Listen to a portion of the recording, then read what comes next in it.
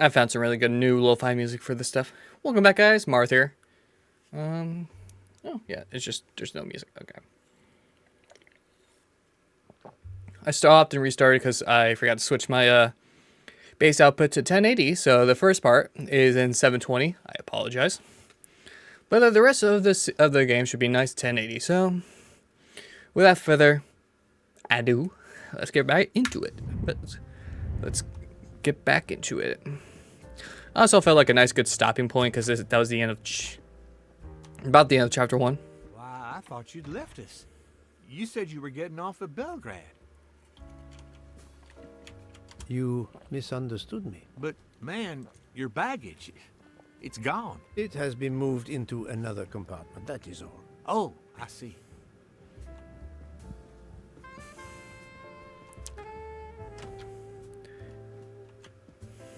Why? Did you want me to leave?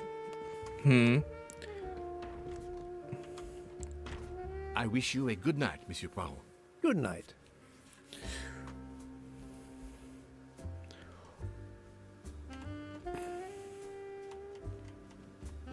I hope you'll sleep well and that your head will be better in the morning. It is just the cold. I'm now making myself a cup of tea. I hope it'll warm you up. I hope so. Good night. Well, good night, my dear. What a brave girl. On the other hand, that man there in the next cabin, Monsieur Ratchet, he scares the hell out of me. There's something wrong about that man.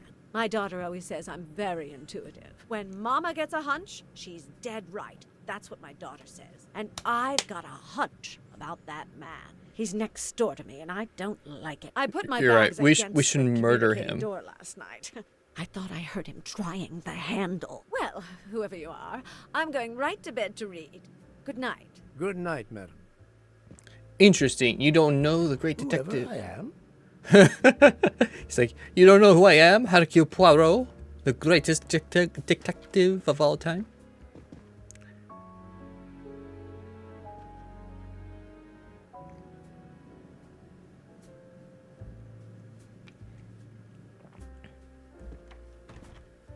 Monsieur Ratchet seems very upset. Probably because he didn't take his deal, but he's a dick, so fuck him. Ah, here we are, 202. Ooh. Nice, nice. What, no shower? This just it? Really small. Go to sleep. Ah, finally a real bed fit for a king. Or a very tired detective.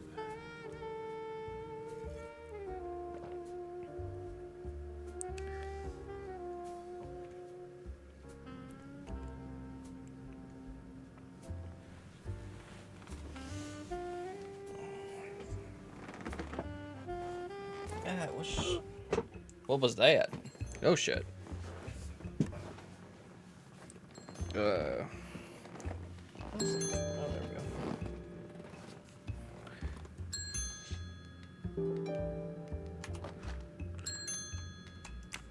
12:37. The heck is that noise? Monsieur Ratchet? Ce n'est rien, je me suis trompé. We're still stopped. Interesting. Weren't we supposed to? Didn't they say we depart at 9:15? Was that AM or PM?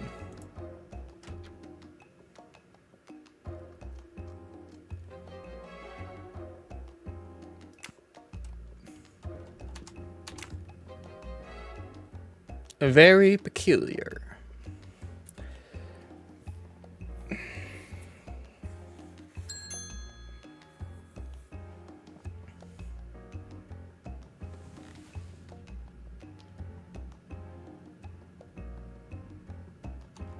$1:15. Good night, madame.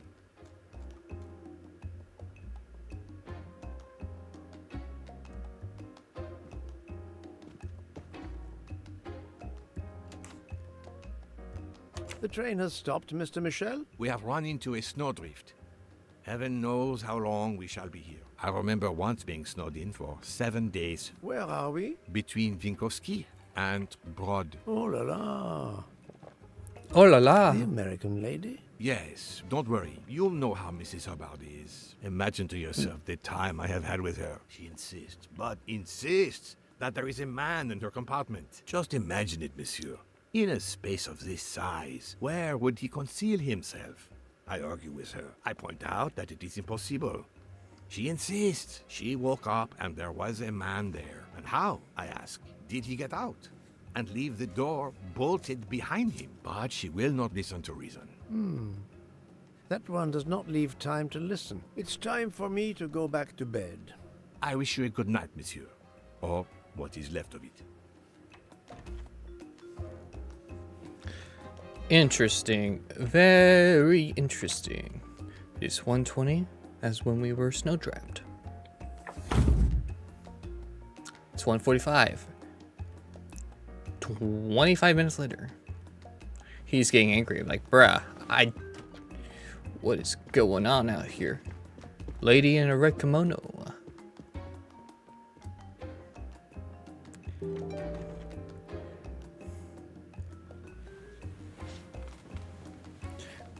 Dude is not having it. It's like, can I finally sleep?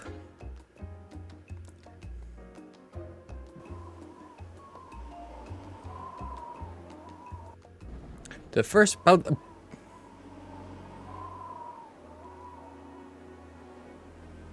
Orient Express, December 17th, 2023, 9 a.m. The train is still stuck and the snow continues to fall. I should have taken an airplane. Well, I must make the best of it and join the other passengers for breakfast. Alrighty, folks. The mustache comb to tame unruly nuts. The finest of curling irons for the mustache. Wax to preserve the perfect symmetry of the mustache. Dude, gotta make sure his mustache is perfect every morning. The train still hasn't left. Look at that scenery. Nice. Alrighty, anything else in my room I can inspect? Where does this door go to? Probably might be the compartment next to mine. Alrighty.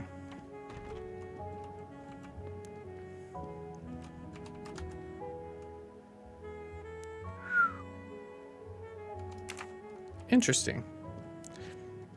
Mr. Michel. Good morning, Monsieur Michel. Good morning, sir. Please enjoy our special breakfast in our restaurant. How special is it? Any good drugs in there?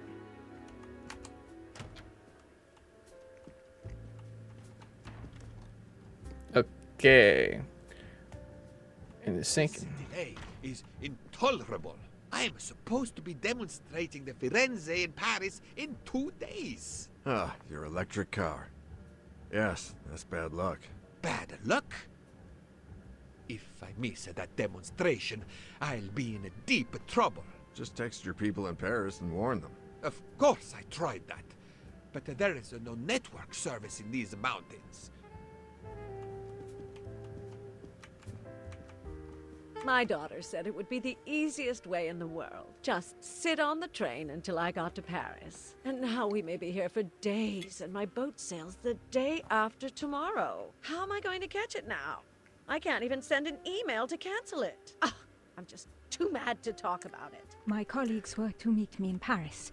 They will wonder what has happened to me. I can get no words to them. What will they think? We have refugees to help. Well, you can always just walk. Good morning, madam. The snow is a predicament, is it not? I am Russian. Snow is no stranger to me.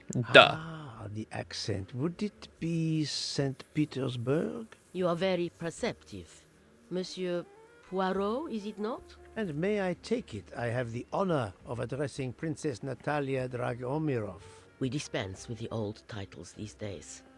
My husband, all of my past, was taken from me by these Stalinists. When they were gone, I became director of the St. Petersburg Museum of Antiquities Ooh. to restore and preserve what I can of my country's history. Still, the delay must be vexing. If I must be late for my appointments, then they will wait. I know that I would certainly wait, madame. It has been my extreme pleasure to make your acquaintance, madame. Au revoir, Monsieur Poirot.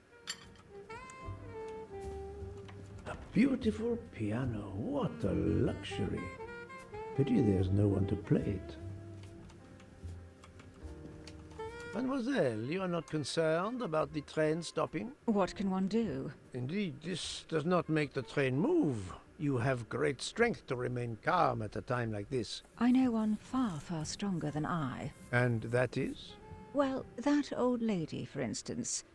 You have probably noticed her. She just has to lift her little finger and ask for something in a polite voice, and the whole train runs. It runs also for my friend Monsieur Bouc, but that is because he is a director of the line, not because he has a masterful character. You don't have to have a strong will when you have power. But I suspect I did not need to tell you that, Mr. Poirot. I ain't gonna buy, viewers. I'm not that desperate. Good morning, Mr. Fauché. You have early customers, I see. Yes, I am stuck serving here as well at breakfast.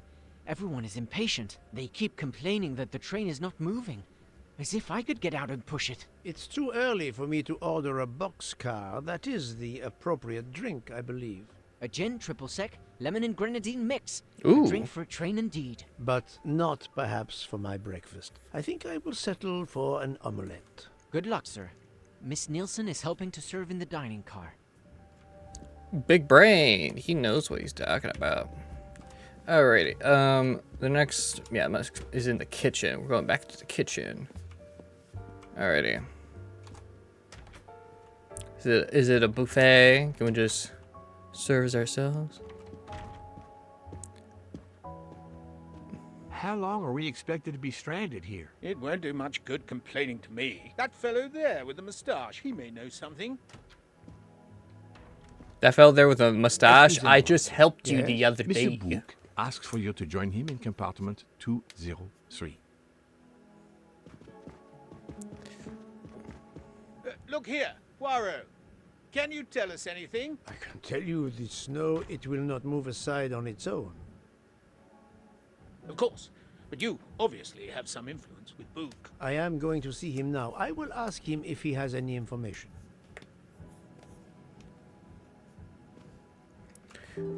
Alrighty, 1 second. Let me, from this good old guide here, it's a collectibles guide, so it just really, it's literally all, it just tells you where the mustaches are. That's about it, so there it is. Another golden mustache to treasure. Alrighty. That's right. Cut those carrots. You're doing a shitty job at it. Stir whatever that is. Probably egg? Is it a souffle? I apologize.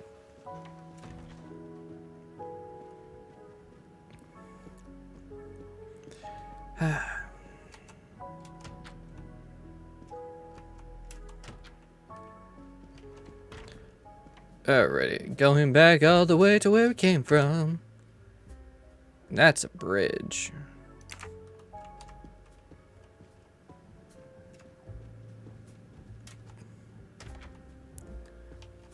Now we can talk to these people. We just overheard their conversations. That's about it. There's a couple people missing from...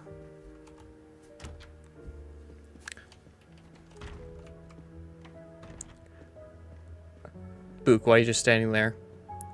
Stop looking at me weird. Ah, my good friend. Come in. We have need of you. What has occurred? A passenger lies dead in his bed. Stabbed. A passenger? Which passenger? In there. He's an American. A man called Ratchet. It was his valet, Masterman, who was worried that Mr. Ratchet was not awake yet. Pierre Michel, the conductor, decided to break in and found the body. I see. Well, my friend, I think it is best not to touch anything and wait for the police to arrive. Oh, I tried to call the police, but there is no cell tower for many kilometers. We could be stuck in the snow for hours. The murderer is with us.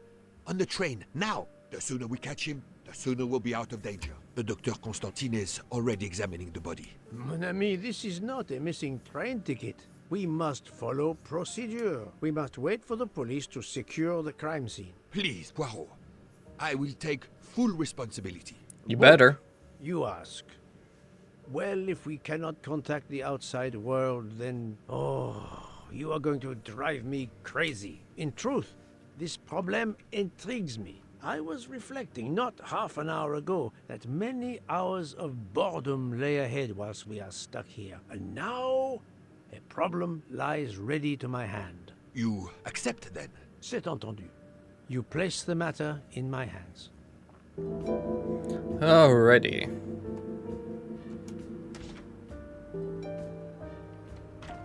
Good, you're wearing gloves. Mr. Poirot, I am Dr. Constantine. Forgive me, Doctor. You are a medical examiner? No, but I have assisted in post-mortems at Nairobi Hospital, where I am a teaching fellow. I am familiar with your excellent institution. I do not intend to perform a full autopsy, Yeah, but it's a just getting preliminary closer. examination should be of some use. Of course. May I have a look? Then we can compare notes. Alrighty. Please. I need a better desk, that way I won't can put be my far away. microphone better. Or something. Alrighty, you are, from what I call, you're from Kenyan. You're definitely, I want to say 47. Medical examiner? I must admit I'm not right this time. Doctor? There we go. I'm right again. That happens to me a lot. Aha. Alrighty. Let's look around the area. I wonder what could be in this photo.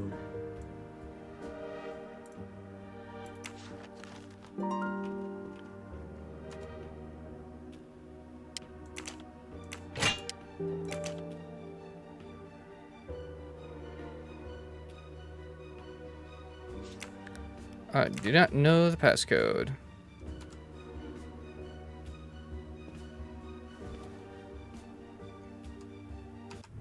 Before we do that, let's restore the torn picture. Boom. Boom. Looks like a cat.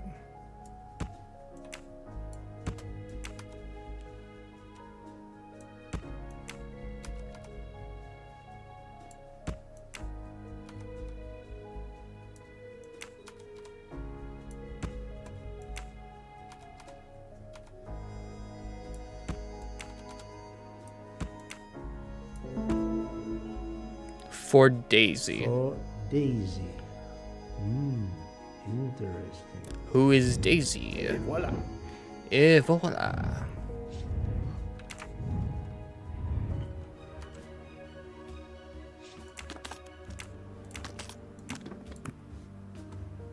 Expensive clothing, recently laundered. Okay. Alright, Alice was walking in the forest of a thousand flowers. She picked 10 flowers to make a bouquet. Suddenly, the bouquet turned into a butterfly, and the flowers on the ground began to multiply.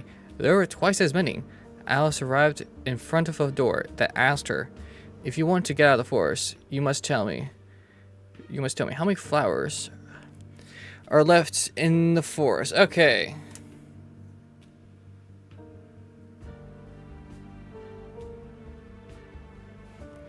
Grab my good old calculator here. I'm pretty sure this might be the code to the safe.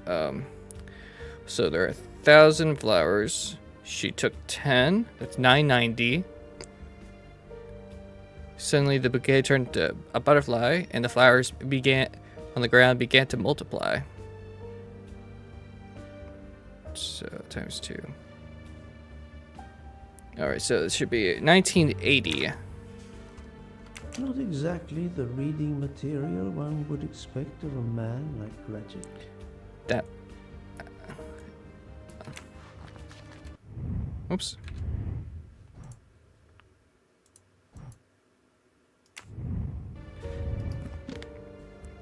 1980, that's the code I got, so let's try that. Aha! Big brain.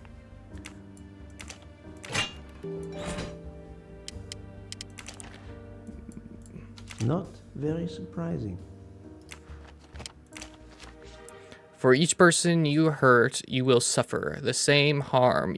Your death is near. We will never forget. Unusual letter, this. Daily planner. Oops. Alrighty. Call Cairo. Check carpet delivery. Orient Express. Call DC. Check Money TV. Delivery to H. Arriving to Venice. Ratchet had an appointment he will never keep. I'll take photos.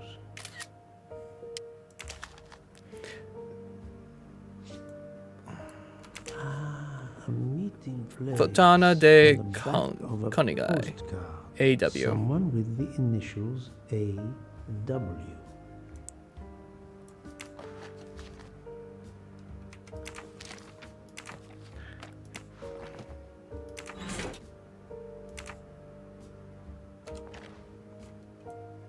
A box of sleeping pills. Interesting. Where can the killer have gone? This door communicates with compartment 204. The latch is open on this side. Interesting. Nothing in the shower. Briefcase has been examined. The chain lock is broken. Monsieur Michel told me that he broke the chain on the door to get into the room.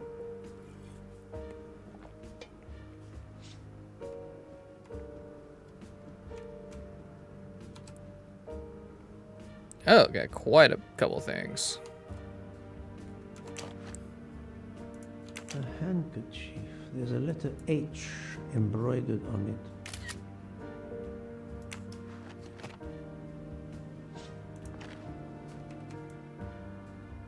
Exotic Did it vape. belong to Ratchet? Who vapes? This phone was deliberately smashed.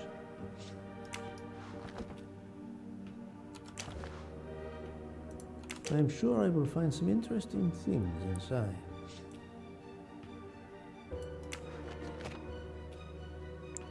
Yo, that Glock. Last night, Monsieur Ratchet said he takes precautions. I see now what he meant.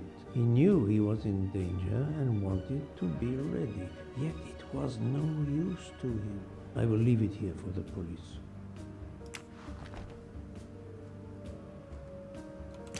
As you see, the victim has been stabbed many times. Several alone would have been fatal. Yes, I agree. An attack most savage. I will, of course, prepare a complete report on my findings. Thank you. Let's see, we got 1, 2, 3, 4, 5, 6, 7, 8, 9, 10, 11. 11 stabbings that I can see. The watch is broken. The hands are stopped at 1:15 a.m. One would expect that to be the time when the attack occurred. Let's see, when we woke up, the time was 1:20, and Mr. Michel was talking to the lady from outside, if I recall. All right, anything else? Disgusting feet.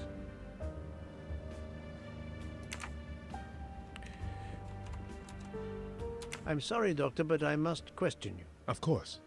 I must be considered under suspicion like everyone else. May Of course. I know your movements last night? I share compartment 101 with Mr. Booth. He would not stop talking about his beloved train. I listened to him for hours talking about his Orient Express. My friend Book will no doubt confirm this. Did you know the victim? Not at all. I noticed him last night at dinner, but I did not pay much attention. Did you touch anything in here this morning? I checked for a pulse.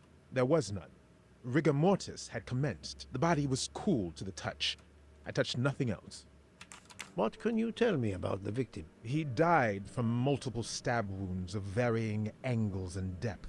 More than one would have been fatal. I would place the time of death roughly between midnight and 2 a.m. With more time, I hope I can be more precise.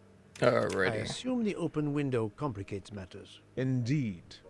Conditions are not perfect. Thank you for your help, Doctor.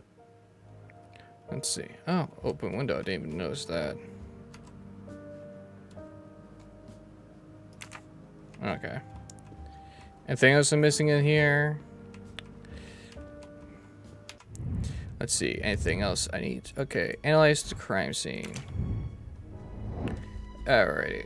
I'm missing one freaking item. Okay. What else am I missing? Anything in the sink? Shower, nothing. That's good. Oh, there we go. The snow is falling only lightly this morning. The murderer would have left tracks in the snow if he had jumped out the window.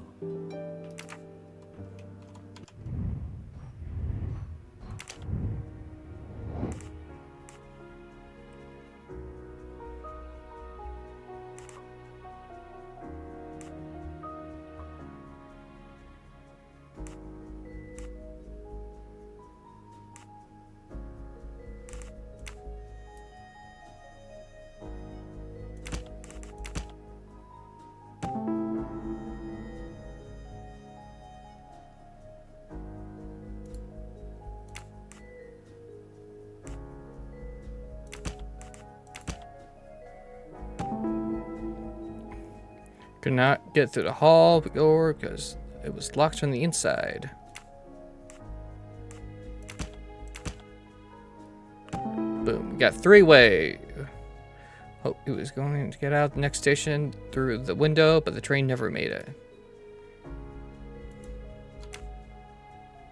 So, the murderer must have exited through Madame Hubbard's room. I'm right again. That happens to me a lot.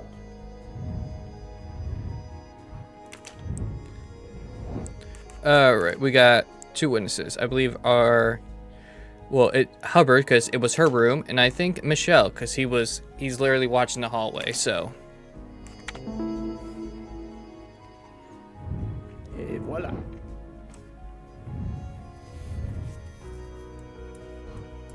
Oh, what's this? Okay, it's like...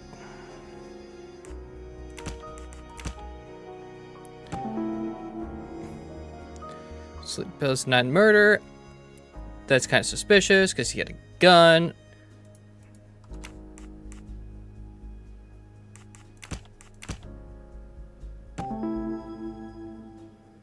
Ratchet was on guard.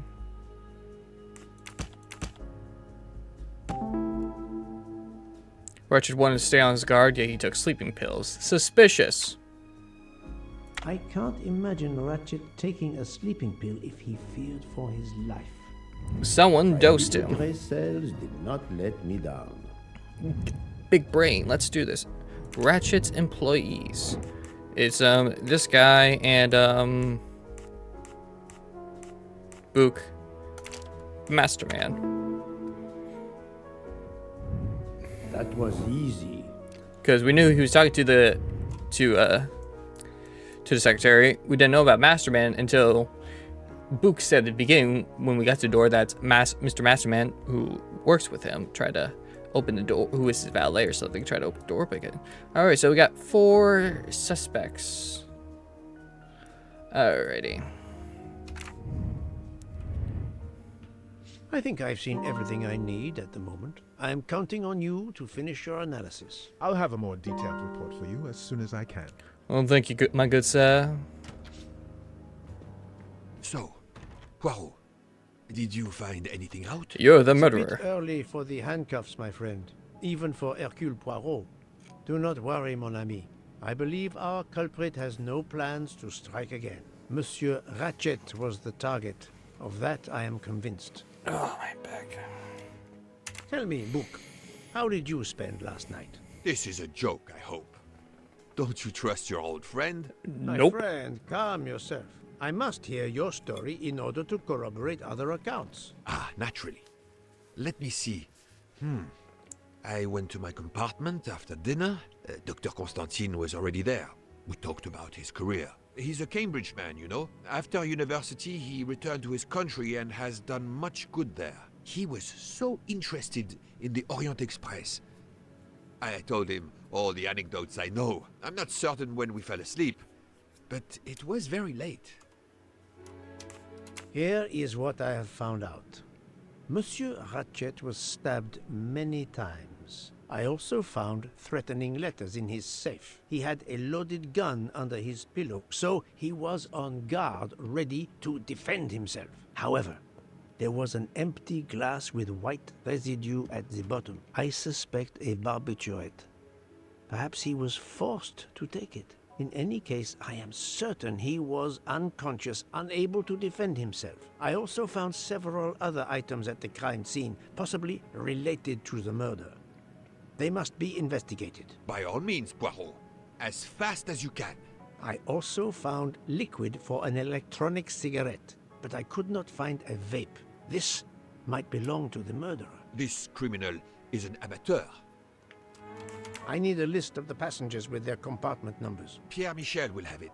I must interview the rest of the passengers and the staff. I'll be in the bar car if you need me. We are hours late.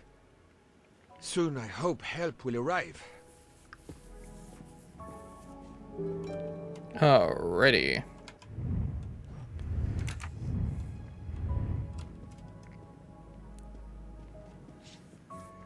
Mr. Michel, give me that list, my dude. Monsieur Michel, I must ask you a few questions if you don't mind. I will do everything I can to help. First of all, tell me about yourself. Very well.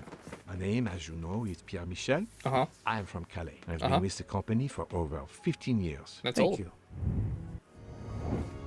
Alrighty. You're definitely 57. I want to say Swiss. No, not good. Controller? I must admit I'm not right this time. See French? There we go. That was easy. Alrighty. Can you provide me with a listing of the passengers and their rooms, please? Yes, certainly. Alrighty.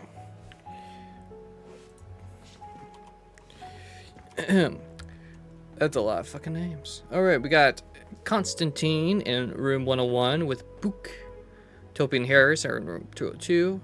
Hector McQueen, 102. I'm not going to read all these, but you'll see them. Are you a smoker? Indeed. Do you smoke e-cigarettes? No. Tobacco only. Nice, nice. I would like to reconstruct with your help the events of last night. Monsieur Ratchet retired to bed. When? Almost immediately after dinner, sir. Actually, before we left Belgrade. Did anybody go into his compartment after that? His valet, monsieur. Monsieur Masterman. And then his secretary, the young American gentleman. Monsieur McQueen. And that is the last time you saw or heard of him? No, monsieur. You forget that Monsieur Ratchet rang his bell around 12:40 a.m., soon after we had stopped.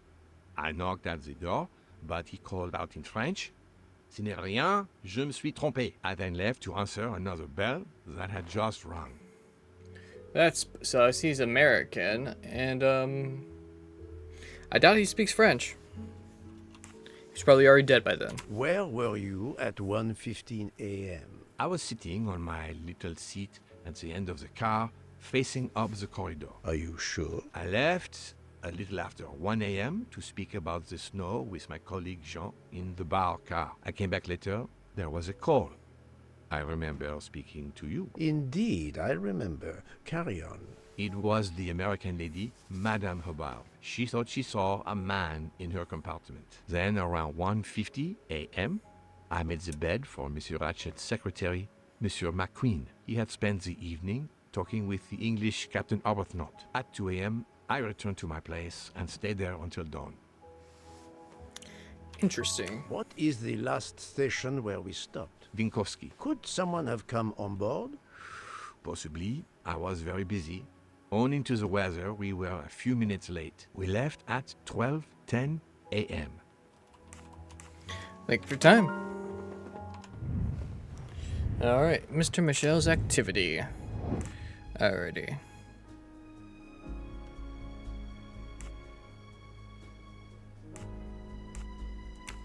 What's that?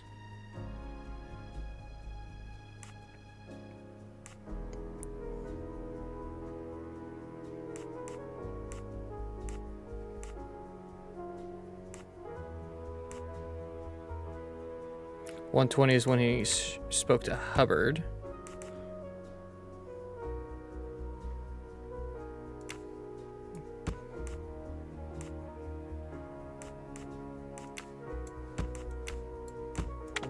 There we go. Big brain. Let's do this shit. I'm right again. That happens to me a lot. Alrighty. Everyone here is a suspect.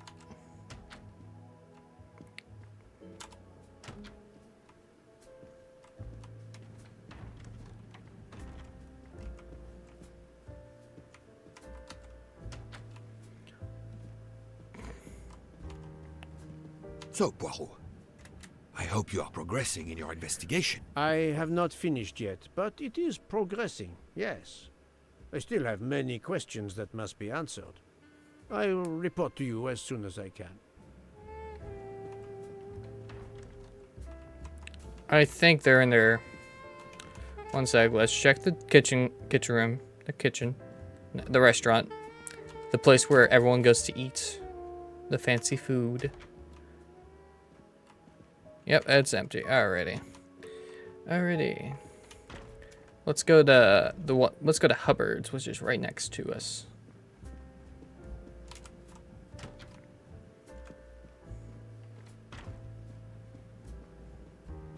Everyone's just chilling, not knowing that there's... Do they know that there has been a murder? Or are we keeping this in the DL?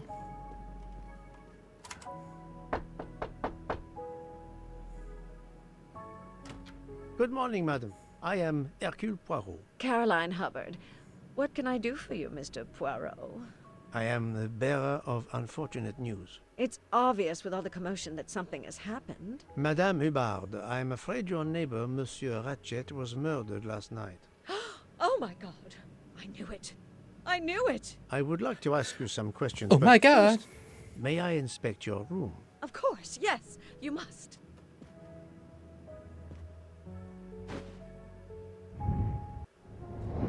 Let's see. American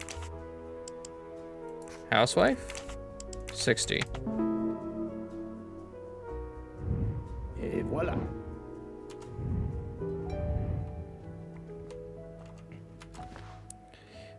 Here is a jacket button.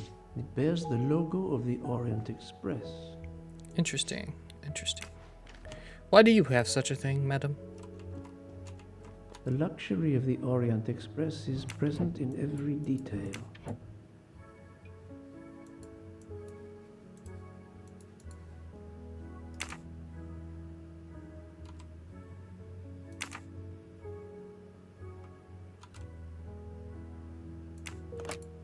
This door connects to Monsieur Ratchet's compartment. It was latched on this side.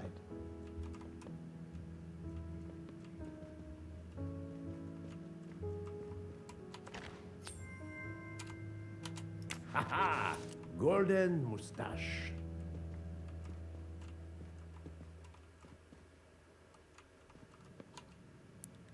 Am I missing something? It's clear that I'm missing something that's still glowing. What's this thing?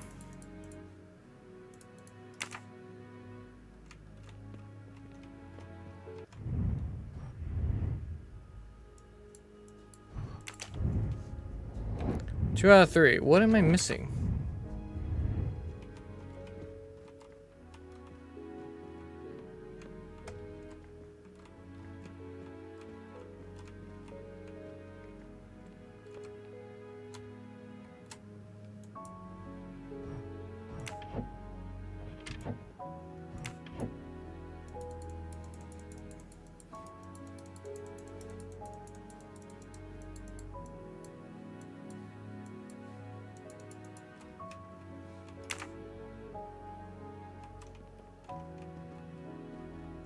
This door connects to Monsieur Ratchet's compartment. It was latched on this side.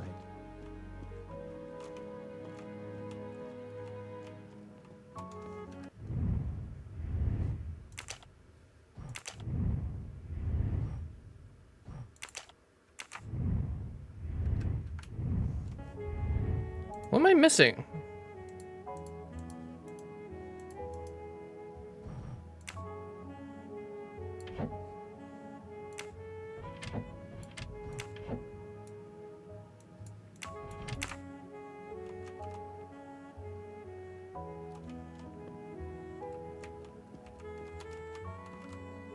Madame, please tell me about last night. The murderer was right here in my compartment.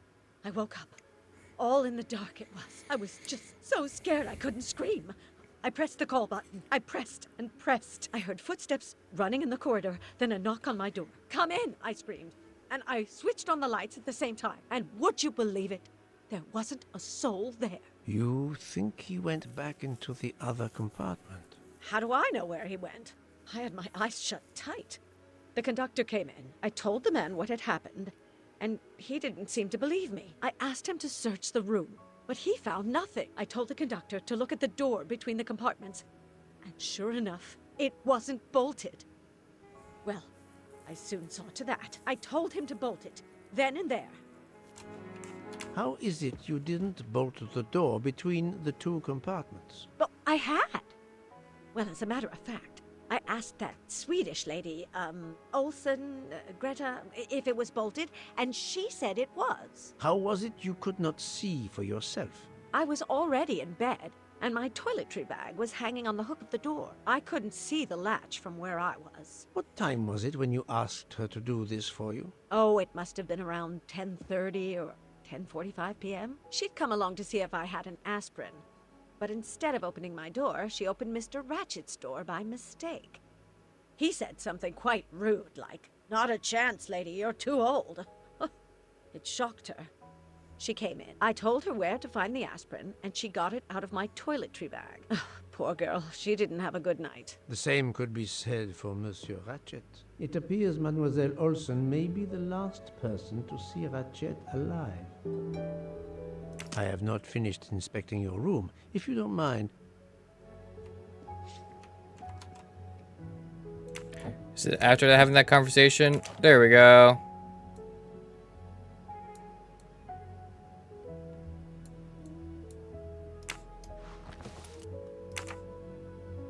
Oh, it's a collectible?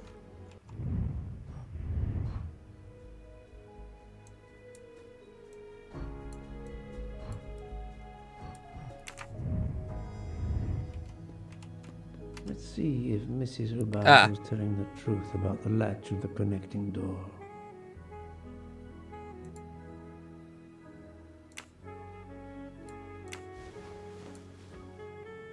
This hook is probably where Mrs. Hubbard hung her toiletry bag.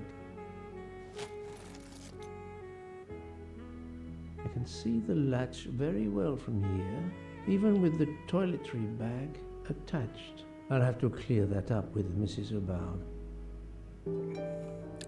Interesting.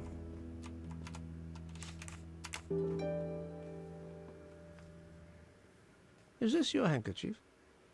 No, not at all. Yet it is embroidered with an initial H, like your name. I don't care. It's not mine, and I would certainly never buy something so impractical as that frilly thing. Are you a smoker? No, definitely not. Filthy habit. I found a jacket button on your table. It looks like it belongs to a train employee. The button bears the logo of the Orient Express. Well, of course the conductor came in last night, but he didn't go near that table. Still, it's a safe bet that it belongs to the conductor. I'll check his jacket later, to be sure. Mrs. Hubbard, you told me that the door connecting the two compartments was closed, correct? Yes, it was, as I told you. I was already in bed and my toiletry bag was hanging on the hook of the door. I couldn't see the latch from where I was. That's why I asked Miss Olsen to check if it was closed. Confrontation. I was already in bed, and my toiletry bag was I couldn't see the latch from where I was. Are you sure everything you've told me is accurate, Madame Hubert? Because your bed's right there, and the door's right in front of you. So you...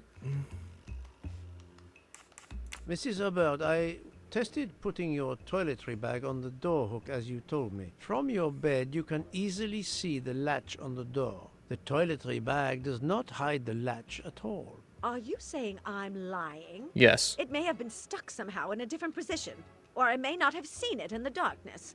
Or I didn't think to look, you irritating man. Details matter, madame. A man has been most savagely murdered. You will excuse me if I attempt to separate the truth from the false. Forget my toiletry bag and focus on who entered my compartment. Probably after killing Mr. Ratchet. Madame Hubert is a force to be reckoned with. Interesting. But I suspect I'm not done with her. She's trying to evade. Thank you for your assistance, madame. Hey, yo, Michelle. I found this nice... I found a button from an Orient Express staff jacket. Did you lose one by any chance? No, monsieur. As you can see, I have all my buttons. It is not mine.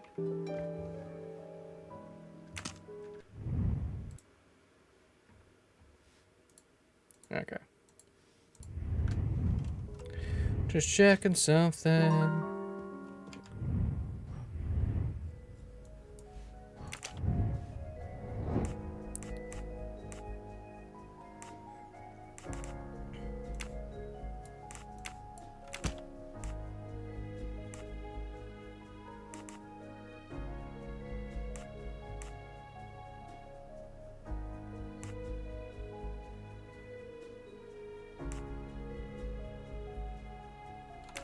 No, not good.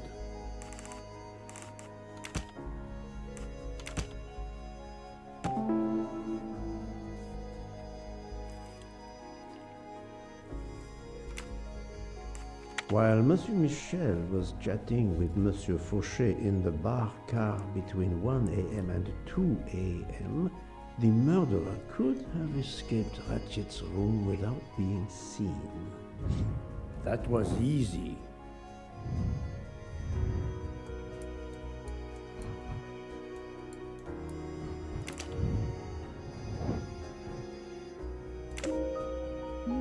This direction looks promising. She's definitely hiding something.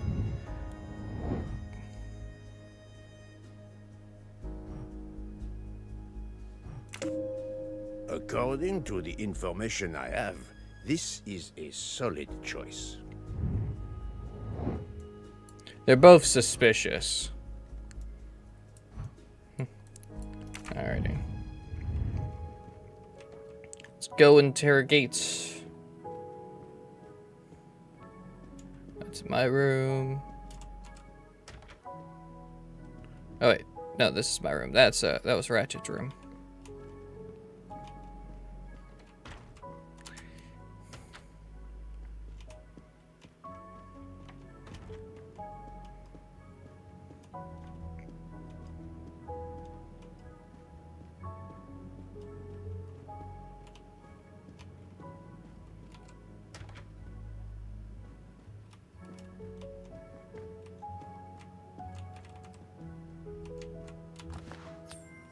Come to Poirot, my exquisitely sculpted friend. I believe I am addressing Monsieur Hector McQueen. Guilty as charged. I beg your pardon. Oh, sorry. Just an expression. You're guilty? My Get him. father used to say it. You must have had an interesting childhood. I am Hercule Poirot. No need to be modest. You're a detective. You are Monsieur Ratchet's secretary? I am Mr. Ratchet's secretary. Just over a year. I mainly take care of translating certain texts for him. Mr. Ratchet only speaks English. There we go. There's my proof from earlier when I say it was weird he responded in French. So Ratchet only speaks English. What do you mean? So it wasn't Ratchet in there, and that was around 1240. So Ratchet was killed before 1240. Big brain. What can you tell me about Monsieur Ratchet? He was American. He was an antiques dealer. I don't know much more. Mr. Ratchet never talked about himself or his life, but I think Ratchet wasn't his real name. And he left the United States to run away from something. Or someone. Yes? He started getting letters. Threatening letters. Do you still have them? I have one. Did you know that Monsieur Ratchet had asked for my help? Asked you? No, I didn't know. He knew he was in danger. When did you last see him? Last night around 10 o'clock, I should say. Did you like your employer, Monsieur McQueen? No, I did not. He was, I'm sure, a cruel and dangerous man. Can you tell me your movements last night? I went back to my compartment. I read a little. In Belgrade, I went out onto the platform to smoke, but it was cold. I quickly went back in. I then went to Mr. Ratchet's compartment to take some dictation for him. I left around 10 o'clock. I saw Captain Arbuthnot. We ended up chatting in my compartment. Then we went out on the platform to quickly stretch our legs at Minkowski. He left around 2 o'clock. Thank you. I will need to check Monsieur McQueen's story with Captain Arbuthnot. I found a diary in Monsieur Ratchet's safe. Did you know about it? I kept a business appointment book, but I know he had a personal diary as well. That looks like it. Are you a smoker? Yes, I smoke cigarettes. I've tried to quit, but no luck. Can you give me this letter, please? Of course. Here it is. Time to die. That's it? Was Monsieur Ratchet a smoker? No, he hated the smell of smoke.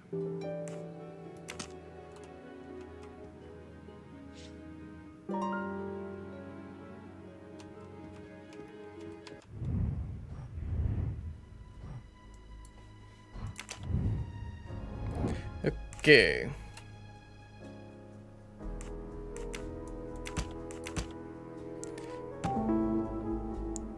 Ratchet does not speak French.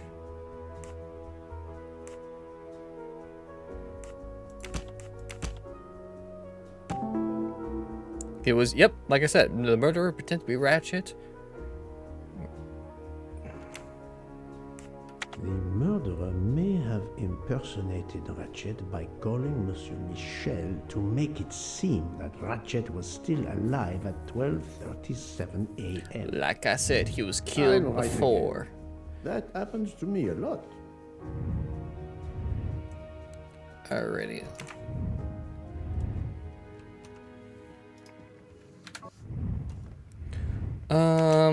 I need a, what room is he in? 106.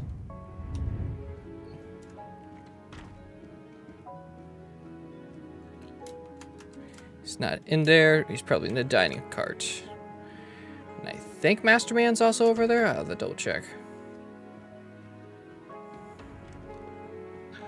Going all this way.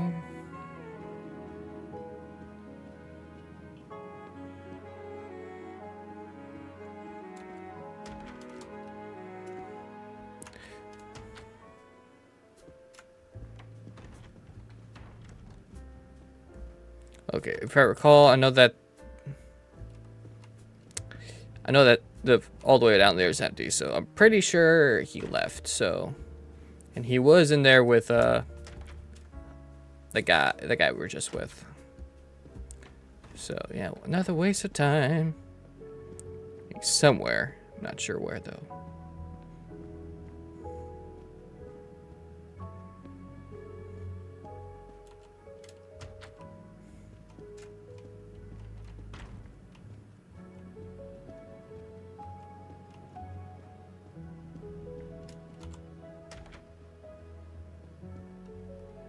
Got you. Where the hell did the captain, that other guy, go off to? The train is completely trapped because of the avalanche. Hopefully, not for too long.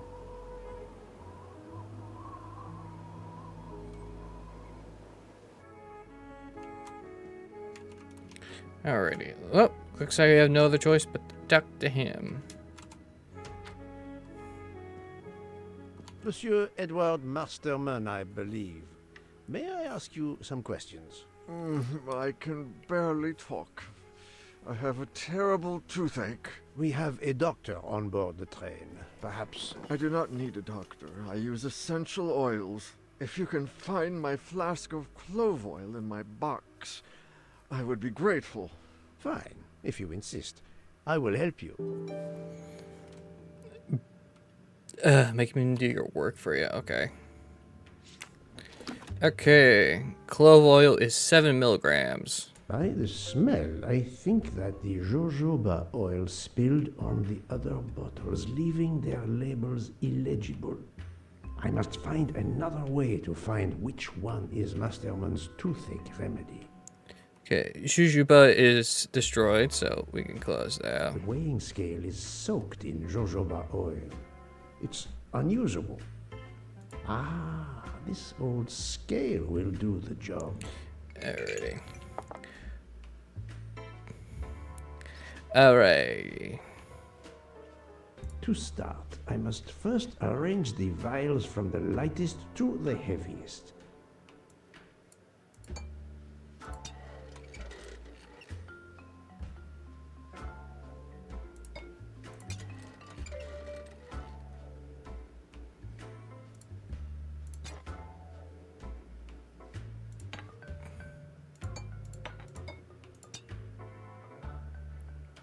Okay, that's still heavier.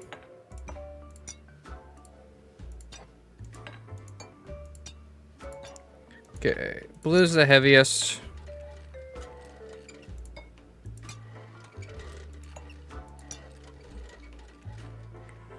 Okay, green's heavier than...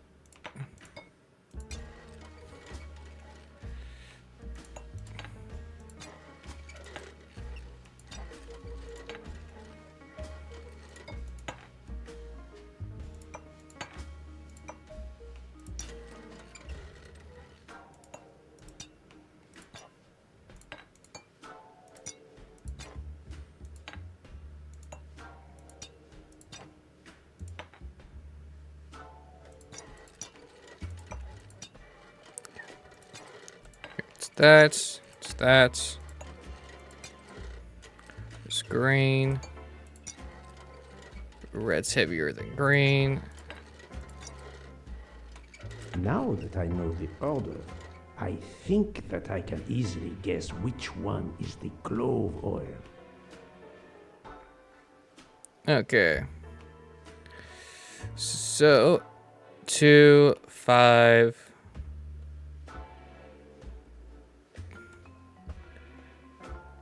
I want to say it's the red one. 7, 24, 18, which is lavender, so. Here is Monsieur Masterman's remedy.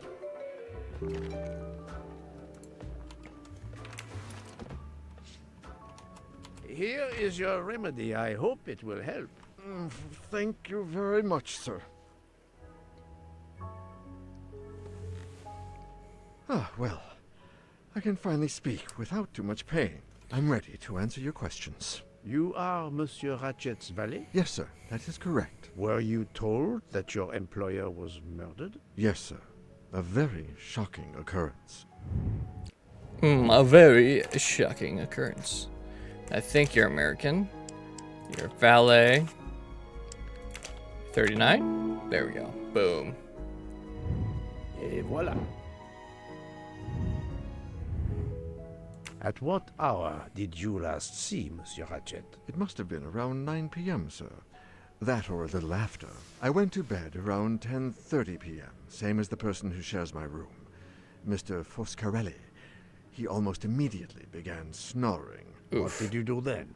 I read, sir, and I spent a while soothing my toothache with clove oil and listening to the snoring. Did you hear anything during the night? Yes. My roommate's snoring. Ha ha ha, very funny. Are you a smoker? Yes, sir. I have a cigarette now and then to relax. Tell me about your employer, Monsieur Ratchet. I've been working for him for 9 months. I should not wish to speak ill of the dead, but he was not a gentleman, sir. Did you know that he had enemies? Yes, sir. I heard him discussing some threatening letters, sir, with Mr. McQueen. Did he mention these letters to you? He had been reading a letter when I came in. He asked me if I was the one who put it in his compartment. I told him that I had done no such thing, and he should report it to the police at the next station. How did he respond? He laughed, sir. You're joking. I do not joke, sir. Forgive me, I can see you do not. Was he taking sleeping pills? Always when traveling by train, sir. He said he couldn't sleep otherwise. Last night he asked me to give him 2. I did so, along with a glass of water. He dissolved them in the water. Did you see him drink the water? No, sir. I left right after I gave him the pills. Was Monsieur Ratchet a smoker? No. He finds smokers disgusting. Can you tell me again why you gave sleeping pills to Monsieur Ratchet? Yes, I gave him the pills because when he takes the train, he has trouble sleeping. The letter must have worried him. He specifically asked me to prepare the sleeping pills. I didn't see him drink the water with the pills in it. Interesting, but he had a gun and he was afraid, so... Specifically asking you. Monsieur, I believe you are not telling me the truth. What? How can you say that? Gun. That's the only answer. He received threatening letters. One, it seems, last night. Did you know he had a gun under his pillow? And even asked for my help to watch over him? I find it strange that he asked you for sleeping pills when he was afraid for his life and prepared to defend himself. I'm sure I don't know. Maybe to calm his nerves, maybe out of habit. It makes no sense. Wait, please. Isn't it possible that Mr. Ratchet asked me to prepare the pills, but didn't plan to drink them for some reason? It is possible. But I am a student of character, monsieur, and the Monsieur Ratchet you describe is not the man I met. If you'll excuse me, my toothache is getting worse again. I'm afraid this Sure time it you is. must prepare your own clove oil. Everyone is suspicious.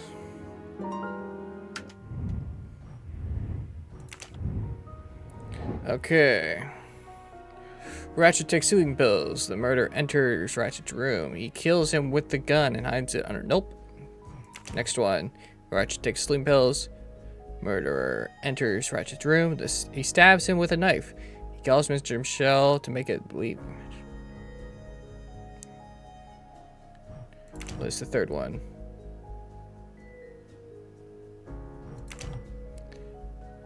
It's the second one. My little gray cells did not let me down. Alrighty. So Master Man is definitely a suspect.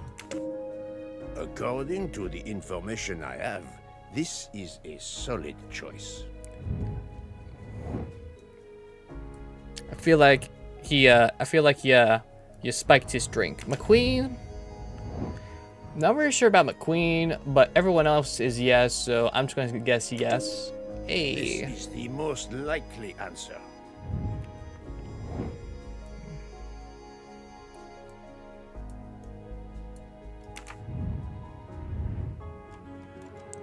Alright, time to report to Book. What we'll probably do, we'll finish up chapter 2 and then do chapter 3 and then end the stream, and then we'll play more. We'll do more of it, probably the rest of it tomorrow.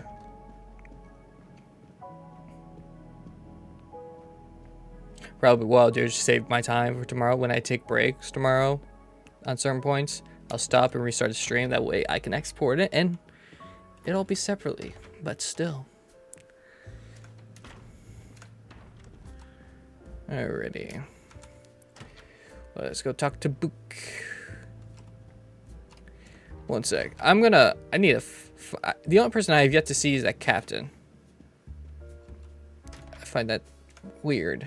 Also, the guy with the nice beard and his wife. I have not seen those two yet. At all since the station. You guys are still doing that. Is the captain in here? Nope, I can't go to the storage. Where are they? Still pretending to cut those carrots, I see. Alright, we'll go talk to Book.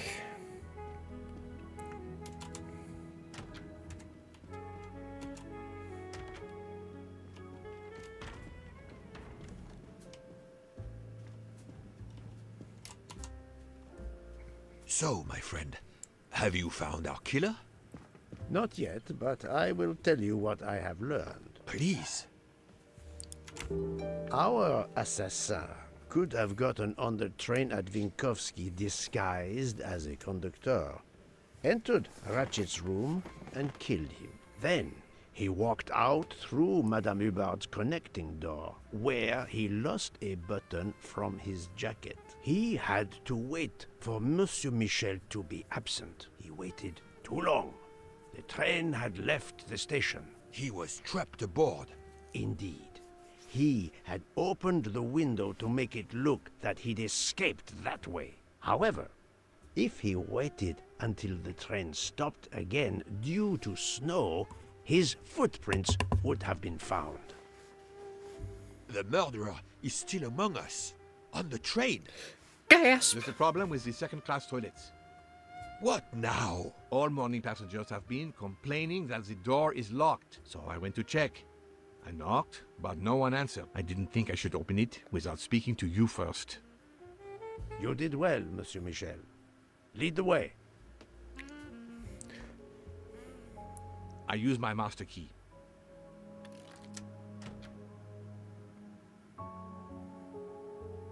But who is she? Is she alive? She is breathing. Then if she's dead, isn't she our murderer? That, my friend, is what we must find out. Alrighty. Well, she has a ticket. The ticket reads Joanna Locke, traveling in compartment 105. Looks legit. Miss, can you hear me?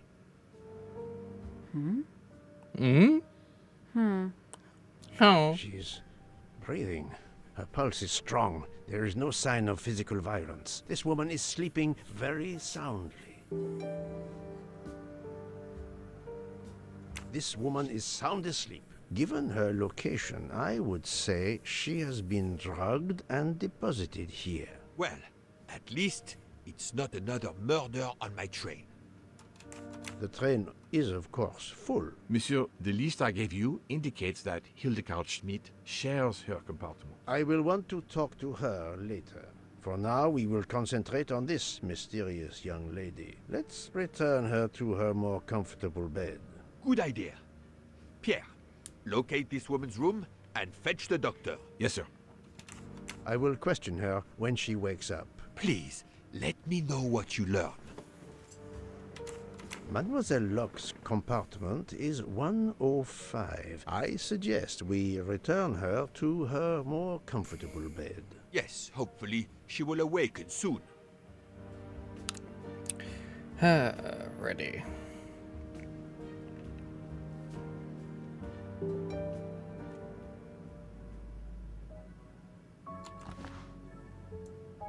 A cup of tea with white residue at the bottom. The sleeping pills from earlier.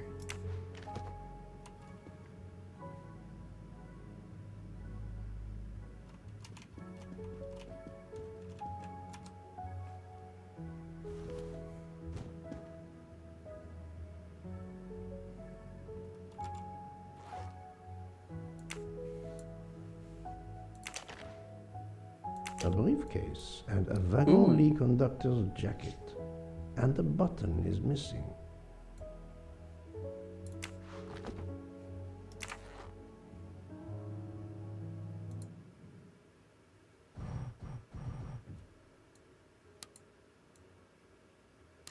Oh, there we go. Just keep an eye on the things. There we go. Wow. What if the briefcase is booby-trapped? Have you tried 0000? But of course you know what you're doing. It is booby-trapped, is it? No, that's mine. I never remember my passwords. so I make them easy ones. Have you tried 1, 2, 3, 4? So, Poirot, any luck so far? That's We really need to find the combination. Poirot, I'm disappointed in you. I was certain you would have it by now. If you need a break, I can ask Jean to make you some coffee. Hey, I did it. You see, when he distracted, you just listen to the noise, the clicks, the everything with all the other clicks were lower, but the click that was right was more of a high pitch. So when you get to the high pitch click, that's your correct. That shows that was the correct one. Oh shit! A gun. She has a gun. Come, Poirot. Criminals are often known to carry one. Ratchet was stabbed, not shot. But then why take it on the train?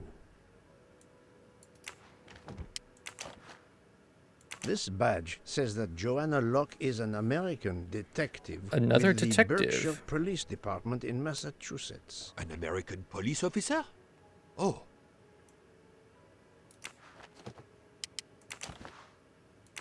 Her driver's license confirms her identity. She is American. She's American These from are Massachusetts. fake IDs. It's certain.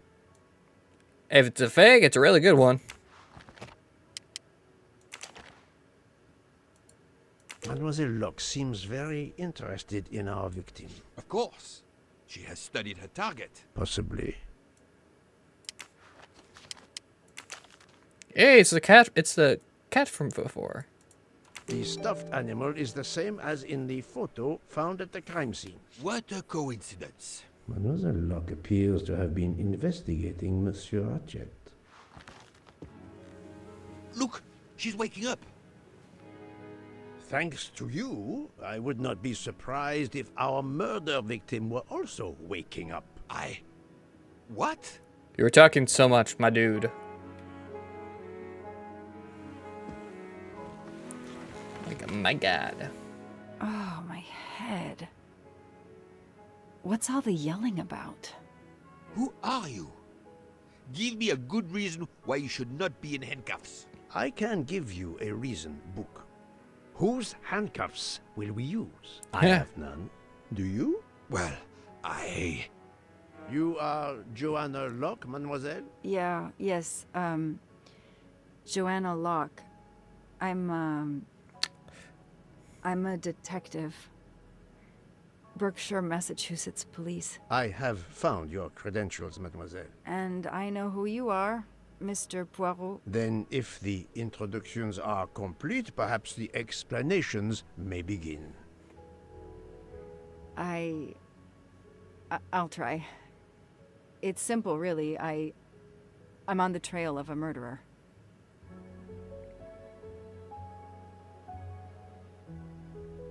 The very first publication of the... I had just been promoted to detective after 5 years on patrol. It was my first time in a major case. It had been a month since Daisy Armstrong was kidnapped. Oh, fuck, I forget we could play as Armstrongs were two desperate for detectives in some this sign of game. hope. Shit, I was there forgot only about for it. paperwork, to fill in some blanks. The Daisy Armstrong kidnapping. I recall this when I watched the film. I mean, I know who the murderers are from the film, but I'm not going to spoil that.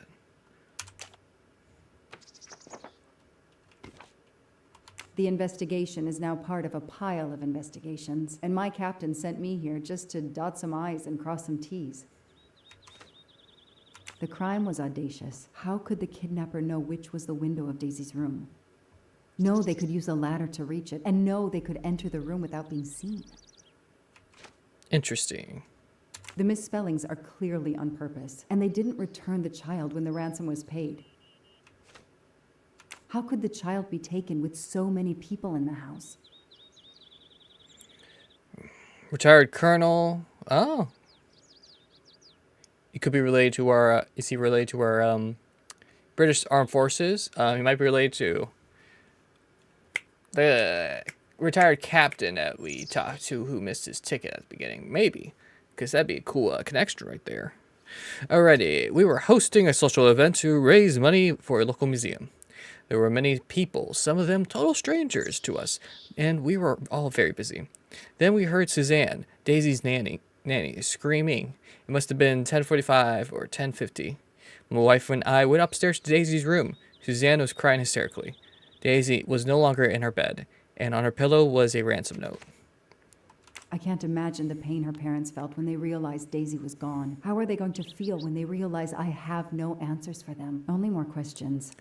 The last time I saw Daisy was about 10:30 p.m. when I went upstairs to check on her. I noticed Suzanne was not around, but Daisy was sleeping peacefully. I stayed with her for 10 minutes or so. I assumed Suzanne would return soon, so I rejoined the party. That's why I'm here. A damn computer glitch. Or somebody pushed delete instead of save. Whatever happened, we lost the nanny's deposition. So my entire contribution to the investigation is to take it again. Damn. Telephone records. Alrighty. Same number. Oh, no, separate numbers. These two are separate.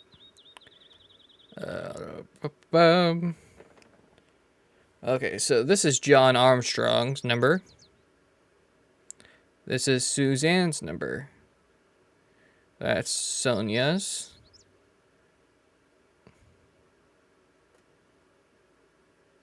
Who's this guy? This is a random number. Yeah, it's Sonia's. That's Suzanne's calling. Suzanne's calling someone. They ain't John or Sonia. And then John Armstrong. The phone record of the night of the kidnapping. The last call was for 911. But who's the call that Suzanne made? Interesting.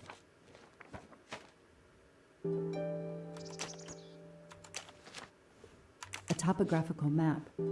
Often more important than a road map in these mountains.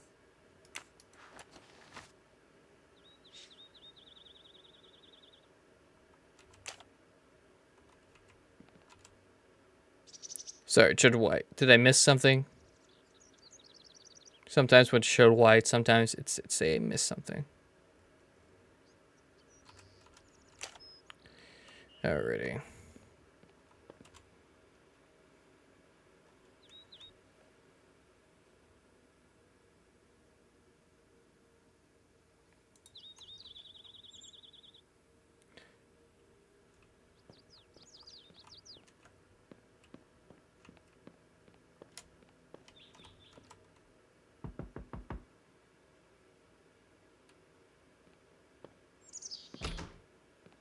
Good evening. Colonel Armstrong? Yes.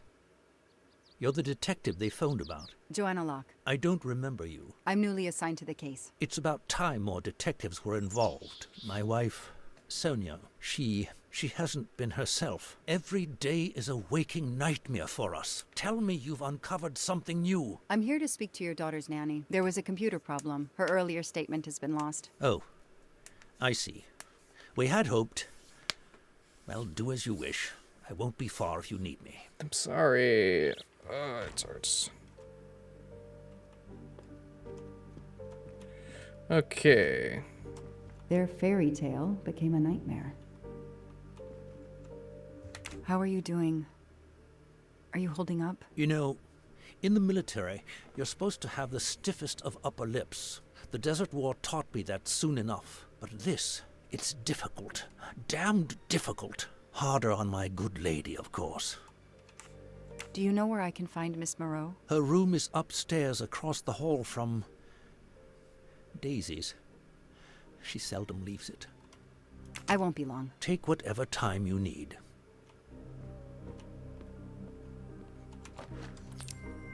Not really my style, but I'll take it.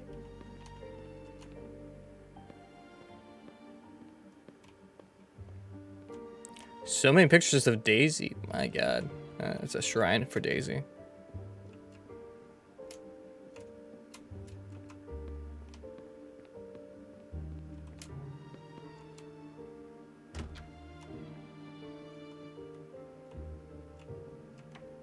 A toy train.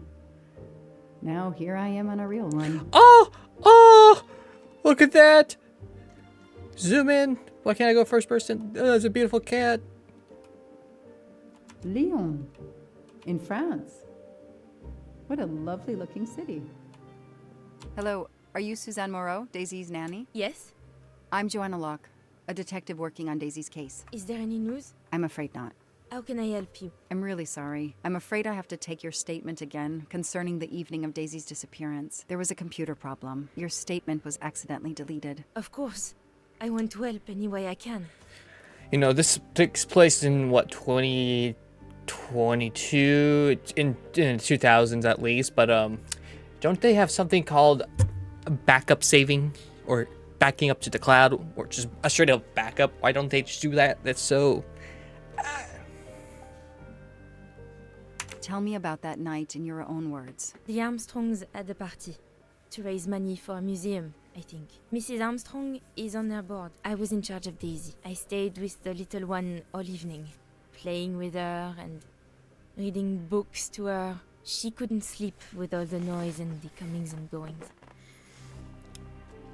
When did you notice Daisy was missing? I was only gone 5 minutes to phone my mother. She's in the hospital. When I returned, Daisy wasn't in her bed. I thought she might have gone to look at the party, but then I saw the handsome note on her pillow. I screamed and screamed.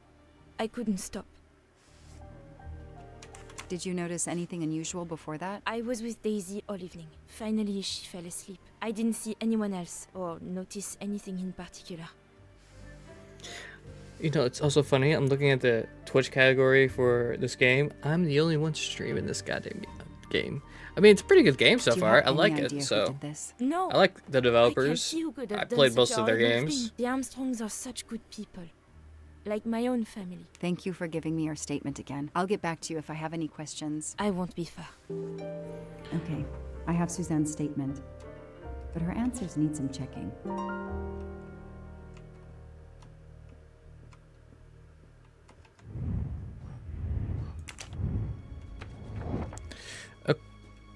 Okay, Suzanne Moreau.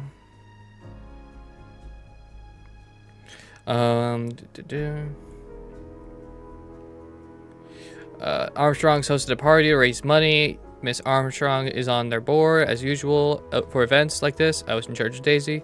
I stayed with the little one all evening. Wait, wasn't there a thing? This information does not correspond to what There we Suzanne go. told me. Suzanne said she left Daisy alone for 5 minutes, but Mrs. Armstrong says she stayed with Daisy for a while and Suzanne did not return. The detective gets it right. Sorry, I like Poirot's better.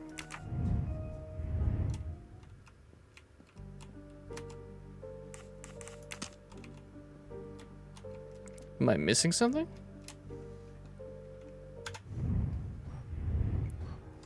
Oh, I gotta talk to... I really don't want to talk to Miss Armstrong. She's a bit depressed. Especially what's going on. You can definitely tell which room's her daughter's.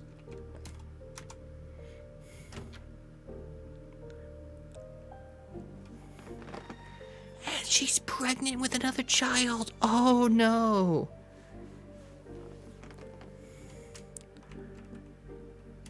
Ooh, this gotta be stressful. Ooh, another mustache.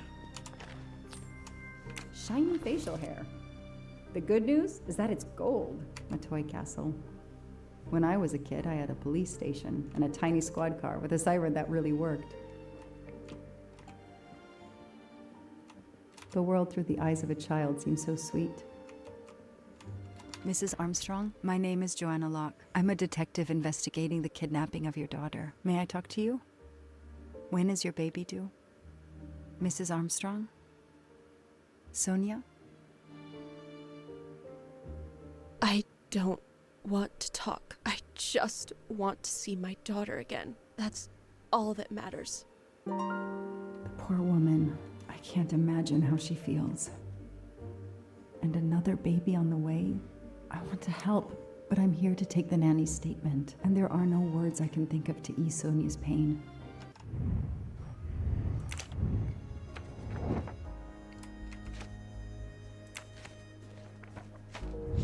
Hey, I'm a pretty good detective after all. Mrs. Armstrong? Let me show you this. Daisy. My little Daisy. I miss her so much. How good it is to see her face. I can't imagine the pain you're feeling right now. She loved her little stuffed animal, Fluffy. She took him everywhere with her. The kidnappers took it as well. They didn't have to. That means they wouldn't hurt her, doesn't it? Every lead will be followed up. You have my word on that. Thank you. I shouldn't lose hope. Somehow. I know it isn't my case, but I just made a promise, and I mean to keep it. Do you know where I can find Miss Moreau? She's in her room. We just talked to her. Last door on the left. Tell me about the night Daisy was taken, especially anything about your daughter and Suzanne Moreau. Apart from seeing to our guests, I took a moment to check on Suzanne and Daisy in Daisy's room. Suzanne wasn't there, but Daisy was asleep. I sat with her for 10 minutes or so. Suzanne didn't return while I was there, but there's no reason for her to sit there all night when Daisy is asleep. I went back downstairs. May I come back if I have more questions? Of course.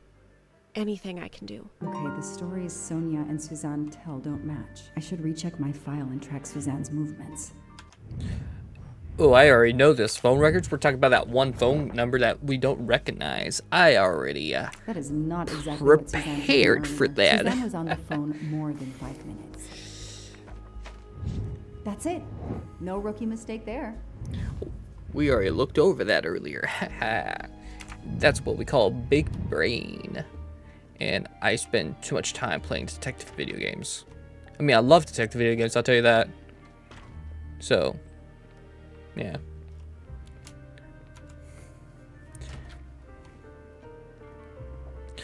You a liar. If I understand you correctly, you left Daisy when she was not asleep? The party was very loud. Daisy was too wound up to sleep. I read her a Motley Mule detective story to try and put her to sleep. Daisy finally fell asleep.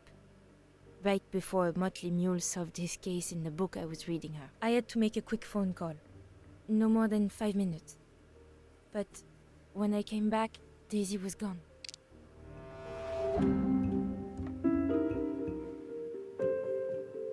Well, it definitely wasn't 5 minutes. Are you sure you were only gone for 5 minutes? 5, 6, what does it matter? It was very quick. It was a phone record. You say you were only away 5 or 6 minutes, but Mrs. Armstrong says she was alone there more like 10 minutes. And the phone record shows that you stayed on the call for more than 30 minutes, way longer than you said. My mother is extremely ill. It's difficult for me. I may have lost track of time. When I came back, Daisy had disappeared. It must have been a coincidence. You have to be precise, Suzanne. A little girl's life is at stake. Why are you doing this? I didn't do anything wrong. I would never hurt Daisy. I need to check Suzanne's story. She's panicking. Why now? What is she afraid of?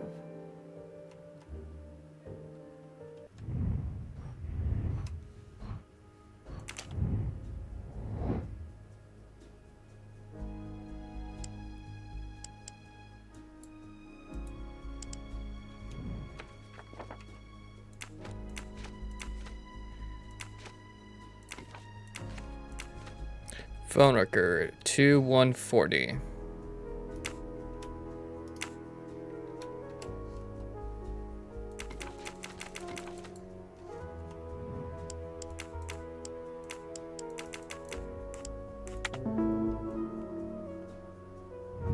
Score. 1 for the good guys. Sitting right in front of her. The number you have called is not in service at this time. Please hang up and dial again, or contact your service provider. The number Suzanne called is not in service? A hospital?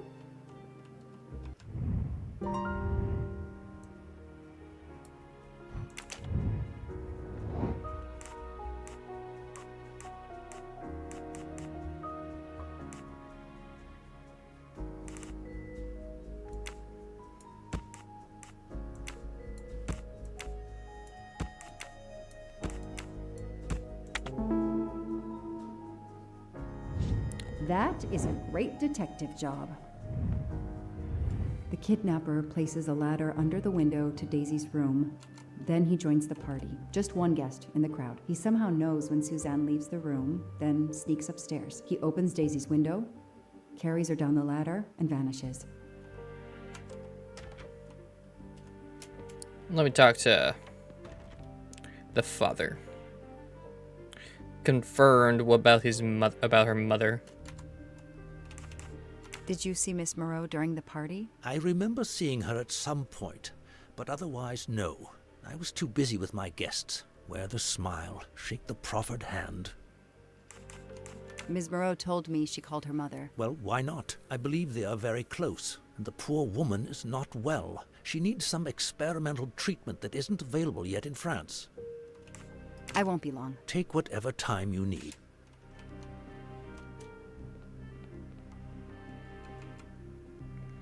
What about the wife? What does she know about Suzanne? I spoke with Suzanne. She was phoning her mother. That's why you didn't see her when you went to check on Daisy. Yes, her mother. I tried to call the poor woman earlier that week, but the hospital said she's been in a medically induced coma for more than 2 months. Suzanne told me she called her mother, but she would have known her mother was in a coma.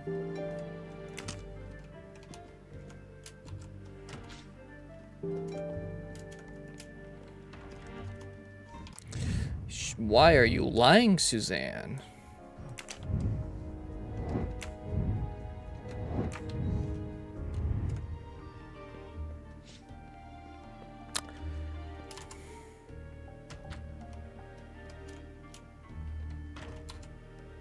The number you called that night is no longer in service. I don't understand. That's the number the hospital gave me to call my mother's room. You told me you were on the phone with your mother when Daisy was abducted. As we said earlier, I didn't pay attention and was on the phone longer than I said. But since my mother is very ill, she had to leave her hometown, Lyon, because the treatment is not approved yet in France. She is in an hospital in Boston for a special treatment. I call her every night to check on her. When I came back, Daisy was gone. I'll never forgive myself. Yeah, I can't call her every night if she's in a fucking coma. Oh my god. Are you sure you called your mother? Yes. Every night since she was admitted in December. But she was in a coma. Suzanne, I think you really care for Daisy. If you do, then tell me the truth. You can't have been calling your mother while she's in a coma. My mom really is in a hospital in Boston. She really is in a coma. I wasn't calling her. I was on the phone with my boyfriend, Noah. Why lie about it? Why are you panicking? Because he's gone. I haven't heard from him since the night of the kidnapping. I'm afraid he's somehow connected to Daisy's disappearance. That he was just using me somehow. But I swear I talked to him. Yes, for more like 30 minutes that night. So he couldn't have kidnapped Daisy at the same time we were talking. But he could have kept you talking so someone else could take Daisy. Yes, you can see why I lied. Can't you? I was afraid you'd suspect me of having something to do with it. You can understand. And I do. That, can't you? Suzanne, I want to believe you, but you've made it harder to find Daisy. Do you realize that? Oh my god. What have I done? What's most important is not what you've done, but what you do now. Go. I'll be back to talk to you. No more lies, Suzanne. For Daisy. No more lies. Noah. The name might lead us to that little girl. I am on this case now, whether my captain wants me to be or not.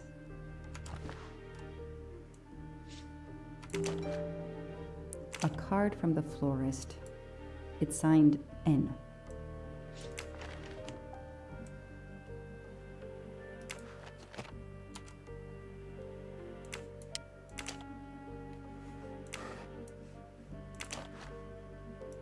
An Eiffel Tower keychain, but no key.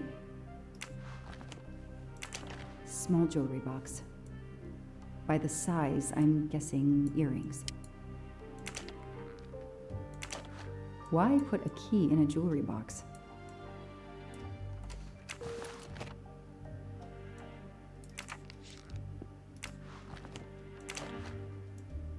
I expect Suzanne must have gone through a lot of tissues these past weeks.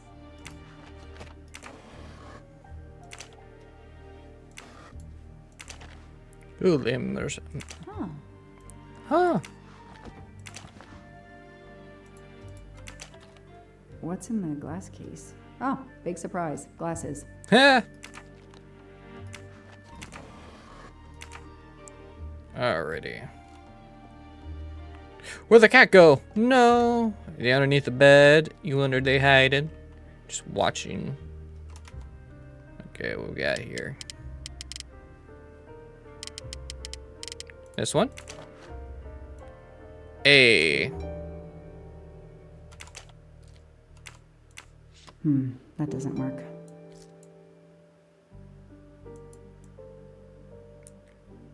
Other way? Ho ho. Okay, Suzanne. Let's see what you haven't told me.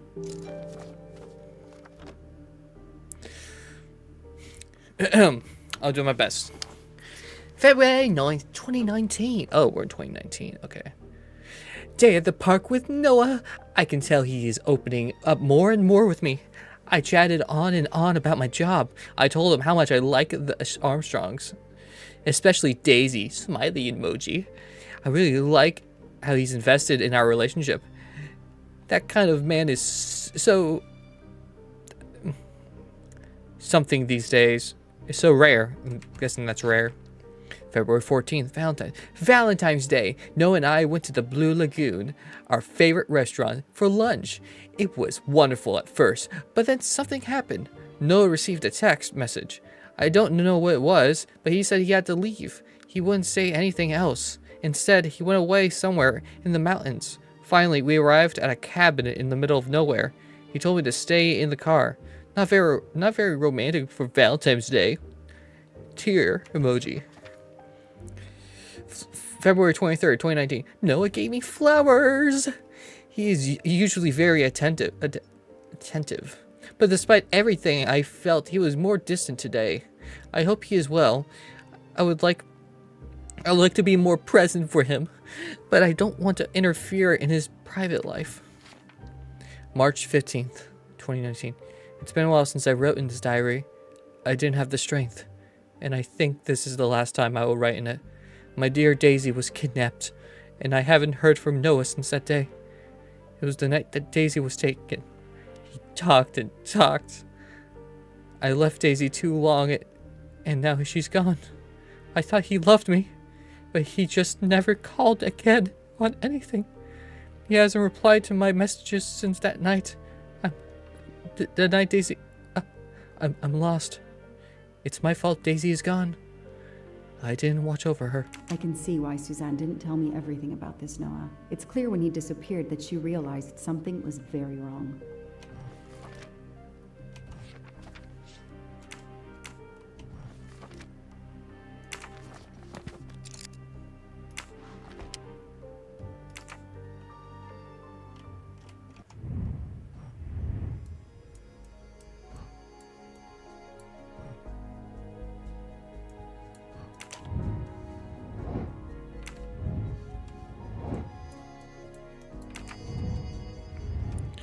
Find more information about this Noah guy.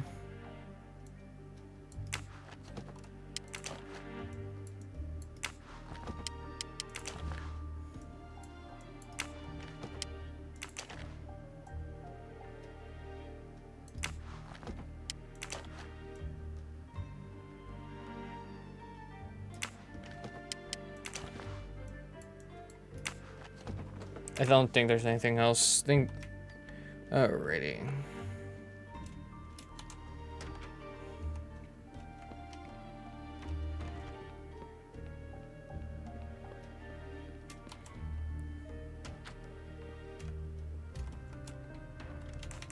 Can you tell me anything about Suzanne's boyfriend? I know she dated our chauffeur for a while. There was someone else she'd met recently, but I don't recall his name. Who is their chauffeur?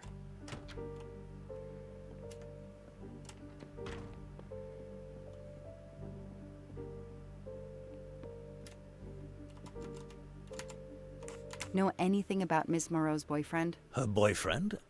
I know she went out with someone for a while there. More recently, I saw a man in a 4x4 who would pick her up on her nights off. He never got out of his car, just waited for her. She did seem to spend more time than usual on the phone these past few weeks, but she worked hard. We weren't going to begrudge her what free time she had. Since the abduction, she keeps pretty much to herself. I won't be long. Take whatever time you need.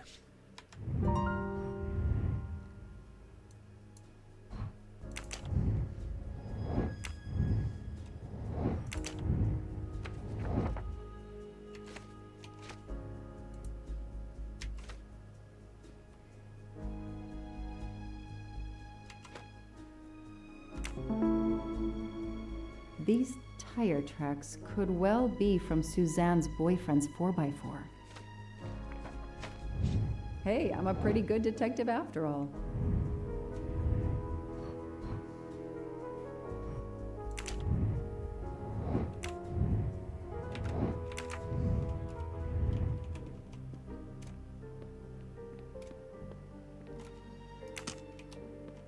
Sympathy and support for the Armstrong family during this difficult time. Thoughtful, but never enough. What a dear child.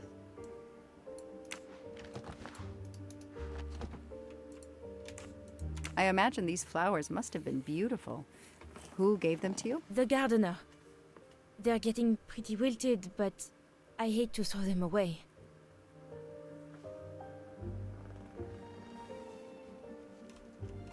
Tell me about your boyfriend. Have you been together long? My boyfriend?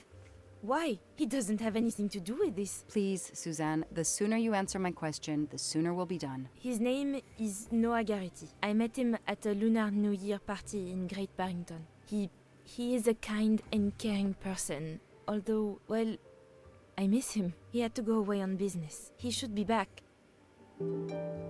Tread marks of a four-wheel drive vehicle were found outside the garden on the night of the kidnapping. Noah drives one, doesn't he? Where is he, Suzanne? If you know anything more about him, you have to tell me. I know what you're thinking, but it's impossible.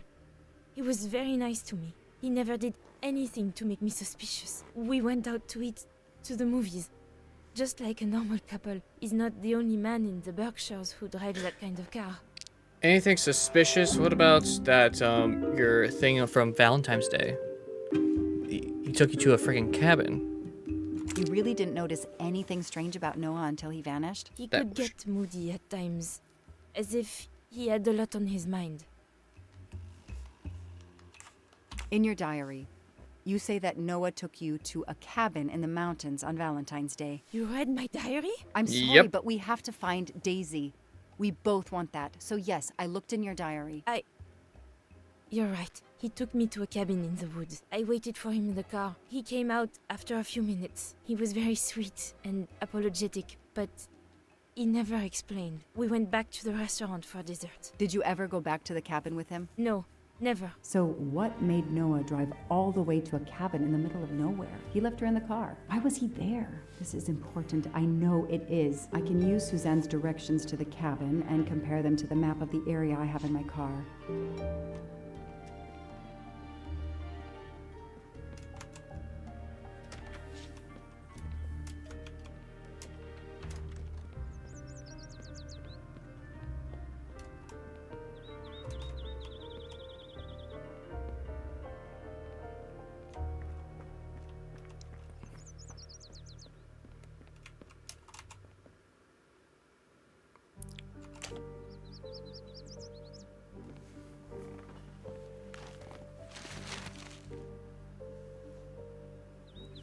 Thanks to the information Suzanne gave me, I should be able to find the cabin on this map. Alrighty. If that's the town... Okay, what are bridges? This is gonna be a while. Okay.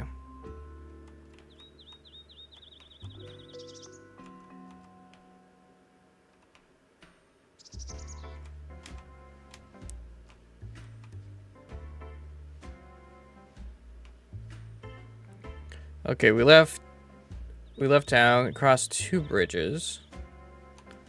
Not really sure what bridges look like. But here's some here's a forest. Past a cornfield on the left. Cornfield on the left. Then just trees and more trees. Is it here? Doesn't really match. Nope. Try this again.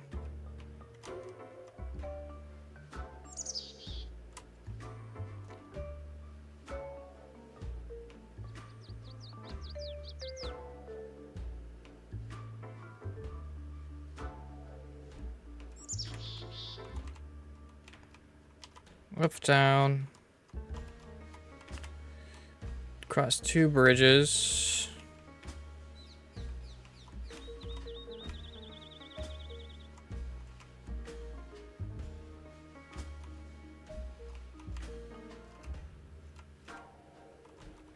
So that's a bridge right there. That's a bridge right there, because it's going over a river. That'll be to the left. So it's here. I got it. The cabin has to be here. Gotcha. I have to find that cabin. I hope I'm not too late. We should call it in. You should call it in. Authorities. Patrol, backup. I think I know where there's a suspicious cabin.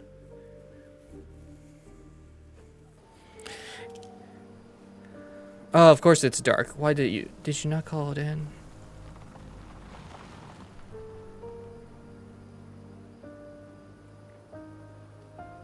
Okay, here is this famous cabin. Let's investigate.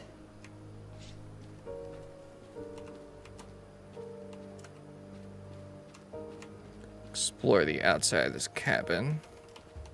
That window is too high to see through.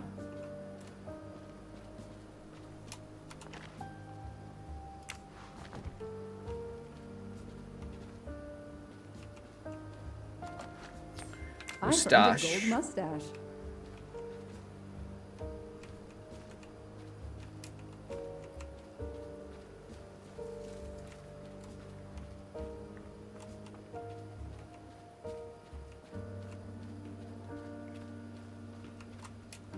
That barrel is sturdy enough. I could climb on it.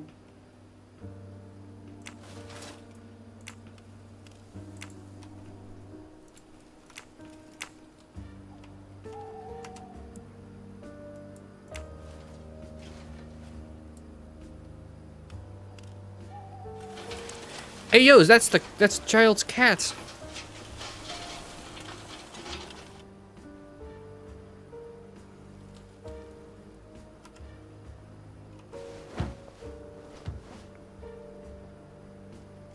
Ugh, an old hunting trophy, starting to molt. Empty wine bottles. Somebody has been here lately. It's Daisy's plush toy. If Fluffy is here, the kidnapper has been here. I have to get inside this cabin.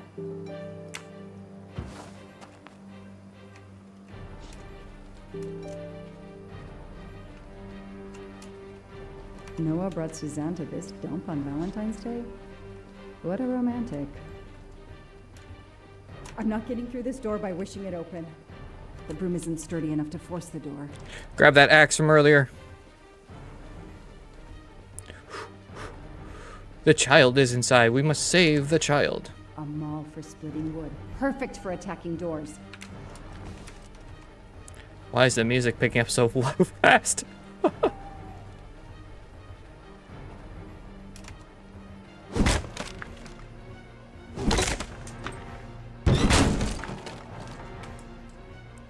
Don't worry, child. We are here to save you.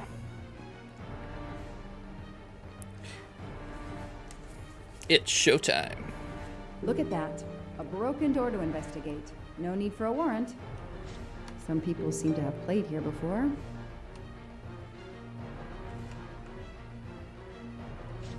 The floor is scratched and worn in this area.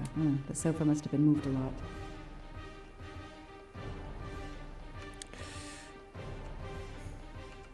A lot of tools. I guess somebody noticed the cabin was about to fall down. Some boxes. I wonder what they were used for.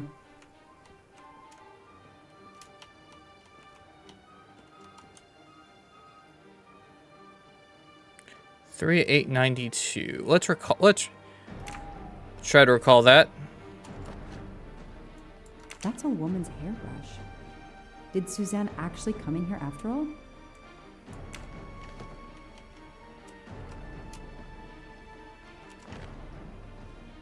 It's fluffy, no doubt about it.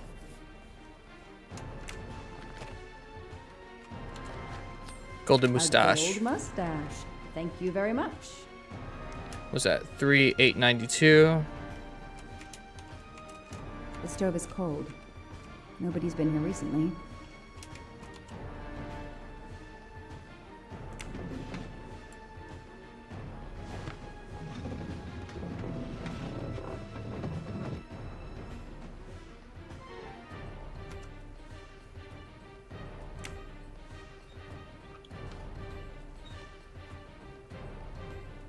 Damn, it's booby-trapped. If I move, it could go off, and that countdown tells me it wants to go off anyway.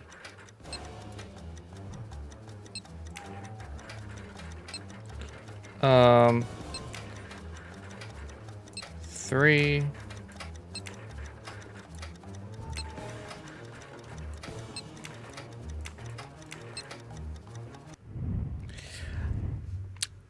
We gotta think this through. What the that, or I'll just pop this sucker up.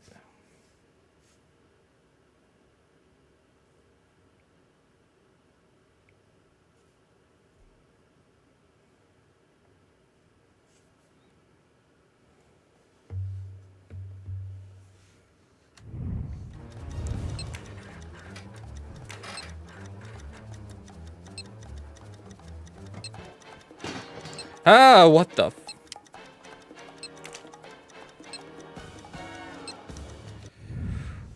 Bro, what the fuck?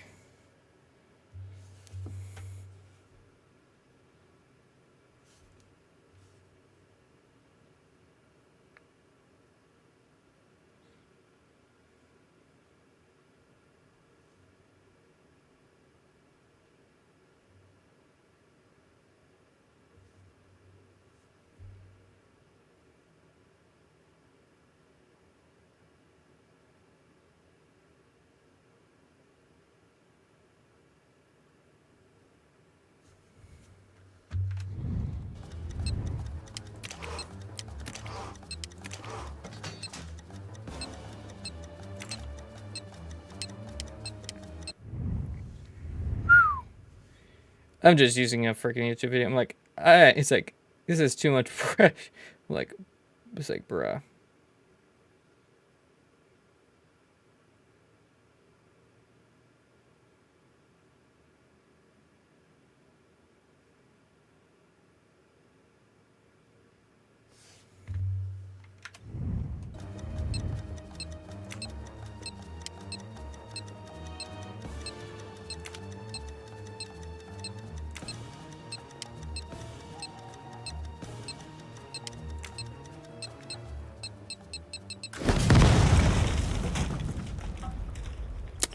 I clicked the wrong one.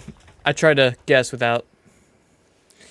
Since I'm telling this story to you, Mr. Poirot, you should be able to deduce I didn't blow myself up. Let's see if I can remember how I defused the bomb.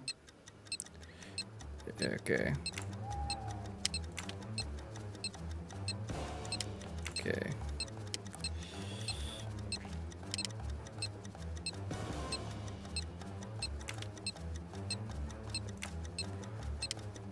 Okay.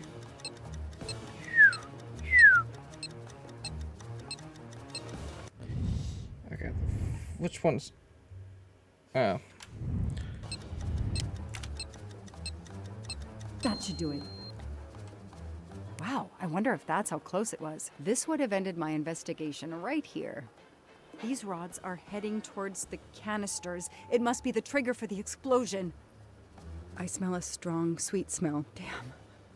I think these are filled to the brim with diethyl ether. Incredibly flammable. It looks like the kidnappers wanted to utterly destroy this place and whoever opened this hatch. A wooden crate? I have to open it. Don't open it. Oh, I think I know what's in there. Oh no. Oh, fuck. I know I played this game, but I completely forget most of the fucking game. God damn. I called in my discovery of the body. Then there was nothing I could do except protect the site for forensics.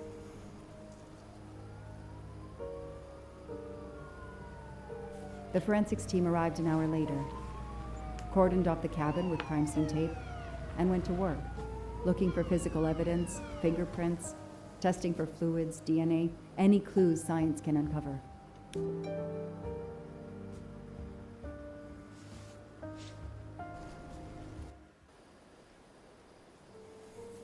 No. They removed Daisy's body. The autopsy would take place in the morning.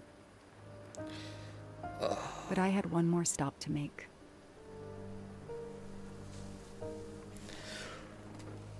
No, don't make me witness selling the... No, this is sad. Don't do it. Don't do it.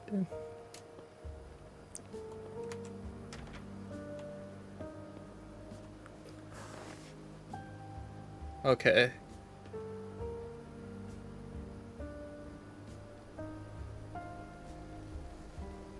Oh no!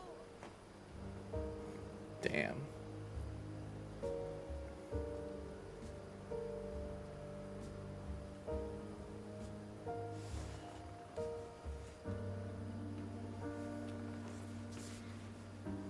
That night, I swore to find the monster who killed that child.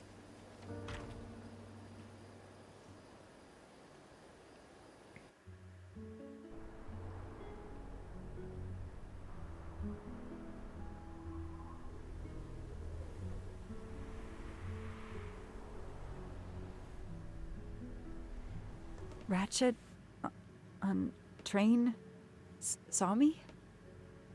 How? Daisy.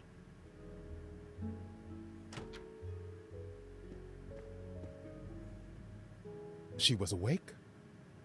And then she collapsed again. I take the responsibility. She was weaker than I realized. Oh. Lie still while I examine you. Pupils dilated? I'm all right.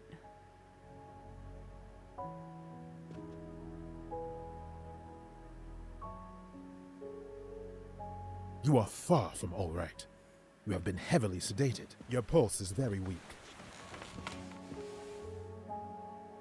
I have to finish my story. Ratchet can't escape again. Can't escape. Have no fear of that, mademoiselle. Ratchet will not escape. We must hear her story. This woman needs rest. I will let you know when she is recovered enough to continue. But I warn you, it will be some time. I understand, Doctor. Thank you. I have completed my preliminary examination of the deceased. I think that it will interest you. Indeed it will. And I have other witnesses to interrogate. You are right. Let's not put this poor woman in danger. There will be plenty of time for her to finish her story when she has recovered. By all means, tell me the results of your examination. Alright, you're an American.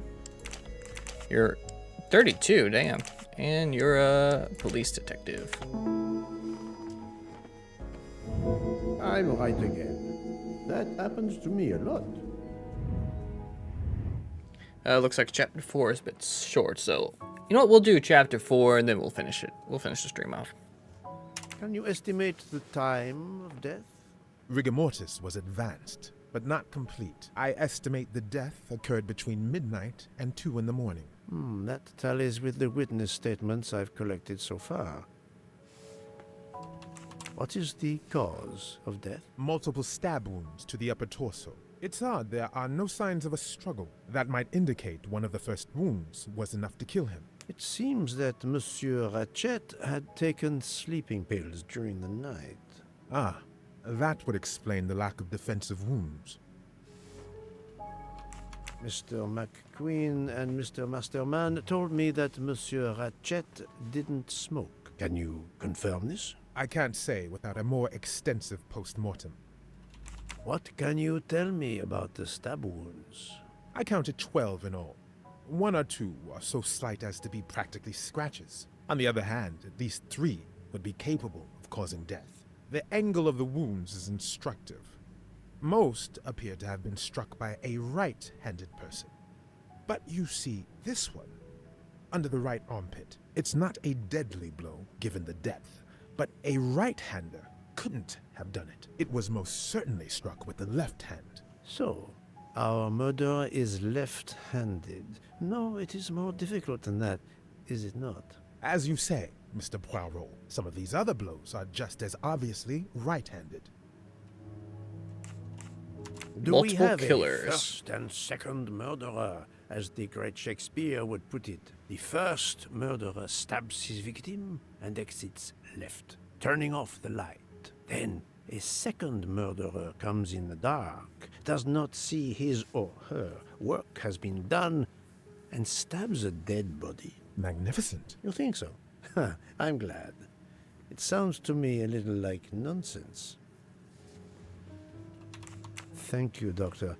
Excellent work under difficult circumstances. Please let me know when I may speak again with Mademoiselle Locke. Of course.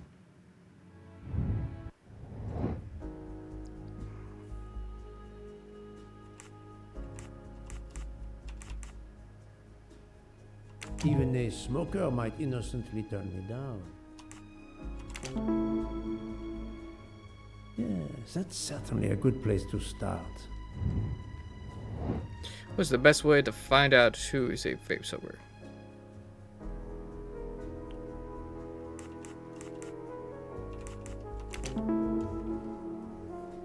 Yes, I have personally seen some passengers smoking. I just have to remember who they were. Find out who is he.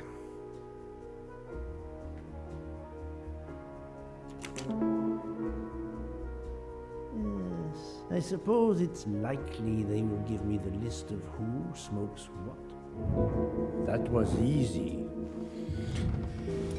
Alrighty. How is Mademoiselle Locke, Doctor? The vital signs are improving, but 12 she is still stab unconscious. wounds. I understand. Thank you for looking after her. Miss Ratchet and Locke.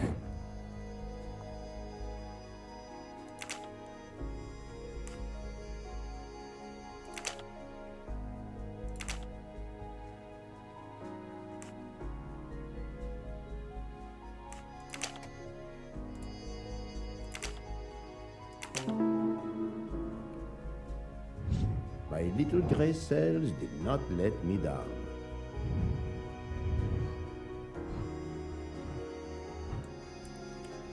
Ooh, we got over here. Who smokes? I'm not sure yet. We'll have to recall with others. We probably already talked to people. Actually. Nope, wrong thing. Characters.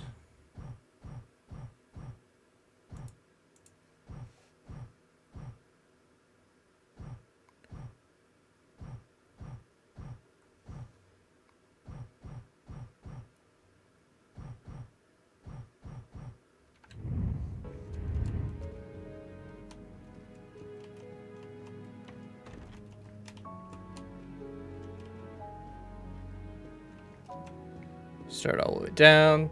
Alrighty,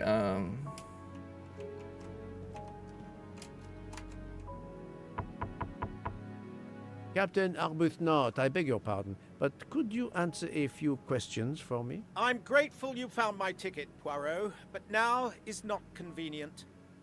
I certainly didn't expect such a resistance. I need to be sure before accusing the captain. I need to be sure.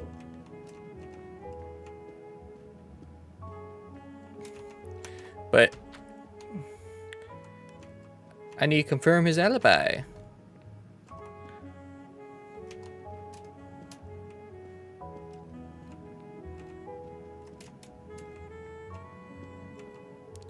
Mr. Michel is gone.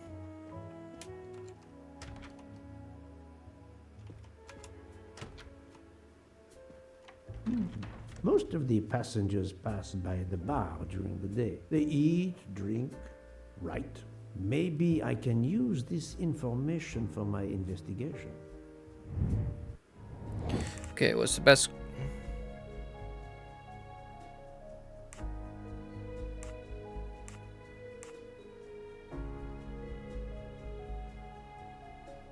Right.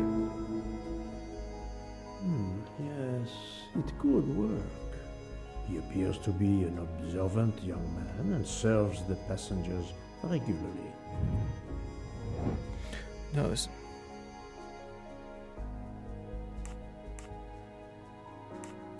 Nice. Nice. Yes, if I ask them to write something trivial, they may do it instinctively with their dominant hand. What? Right.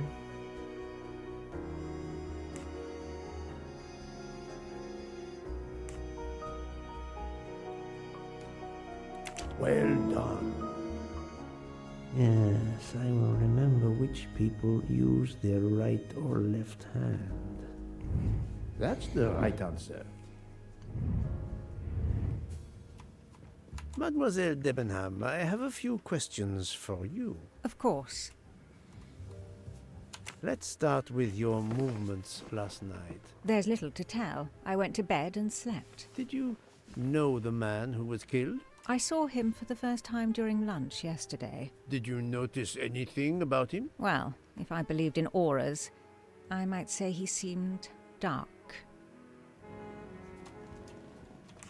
Would you mind writing your address on this paper for me? Not at all. She looks like she is right-handed. That's it. Mademoiselle Debenham is right-handed. Do you recall what time Mademoiselle Olsen went to get some aspirin from Madame Hubbard? I remember glancing at the clock. She left our room just after 10:30 p.m. Was she away for a long time? About 5 minutes. That confirms what Madame Hubbard told me. Do you smoke by any chance? No, I never have. Do you own a scarlet nightgown? No, it isn't mine. Whose then? I don't know. What do you mean? You do not say, I have no such thing. You say, it isn't mine. Meaning that you know who it belongs to, am I correct? Oh, Yeah. I see. No. I woke up this morning about 5 a.m. with the feeling that the train had been standing still for a long time. I opened the door, and I saw someone in a scarlet kimono some way down the corridor. Her back was turned. It was impossible to see who it was. I understand. Interesting. Very interesting. Thank you for your assistance, mademoiselle.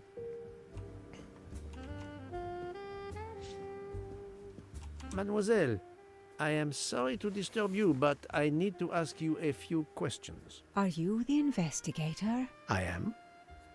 We are lucky Uh-huh. you are on the train. What do you want to know? I hear, mademoiselle, that you were the last person to see the murdered man alive. I do not know. It may be so. I opened the door Damn, of his I'm out. compartment by mistake. I was much ashamed. It was a most awkward mistake. You actually saw him? Yeah. He was reading a book. She's German. And what did you do after that, mademoiselle? I went in to the American lady, Mrs. Hubbard. I asked her for some aspirin, and she gave it to me. I usually carry extra aspirin for the refugees, but I gave mine to a camp in Turkey. They needed it more than me. Alright, yeah, clearly you're German. You are a nurse. I'll give you a 46. Think, Poirot. That is not a good answer. Are you 72? This is wrong. But I'm never far from the truth. Is she Swedish? I thought she was German. Huh, never mind. My little gray cells did not let me down. Did Mrs. Hubbard ask you whether the communicating door between her compartment and that of Monsieur Ratchet was bolted? Yes. And was it? Yes. And after that, what did you do? After that, I went back to my compartment, took the aspirin, and lay down. That was around 10:50 p.m. Your roommate. Is there anyone else in your compartment? Yeah, a young English lady. Very nice, very amiable. After the train left Vinkovsky, did she leave the compartment? No, I am sure she did not. Why are you so sure if you were asleep? I sleep very lightly. I am used to waking at a sound. I am sure that if she had come down from the berth above, I should have awakened. Did you yourself leave the compartment after that? Not until this morning. Not until this morning. Okay, now I see it. God damn, why'd they say it like that? Fuck. No. I'm sorry. Do you have a scarlet silk kimono, mademoiselle? No, indeed. I have a good comfortable dressing gown of Jaeger material. Seriously, we sure she ain't German? Do you smoke, mademoiselle? No, I can't stand the smell of tobacco. Okay, she's not a smoker. Perhaps you will be so amiable as to write me down your address. With pleasure. She is right-handed. Mademoiselle Olsen is indeed right-handed.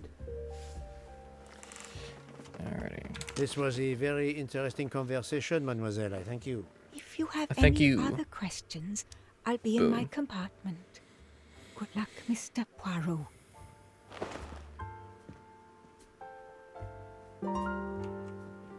A contradiction.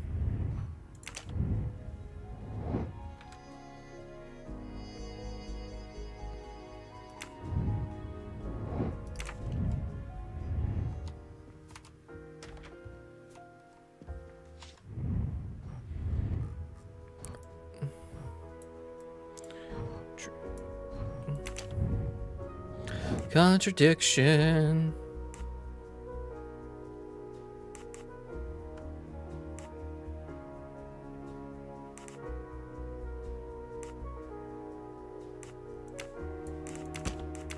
I do not Nope, think damn it. that's the right answer. What was this?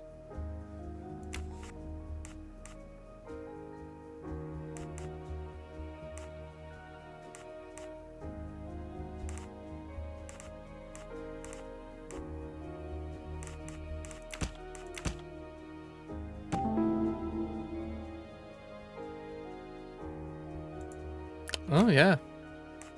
Strange, this story. If Mademoiselle Olsen is such a light sleeper, why didn't she tell me about Mademoiselle Debenham getting out of bed? She even made a point to tell me the opposite. I'm right again. That happens to me a lot. Yeah. Interesting. I'll observe her instead.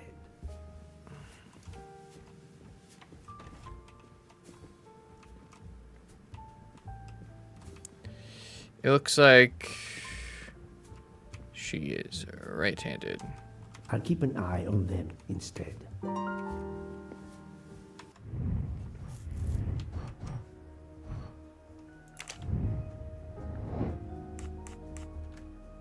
Okay, I know she's right-handed.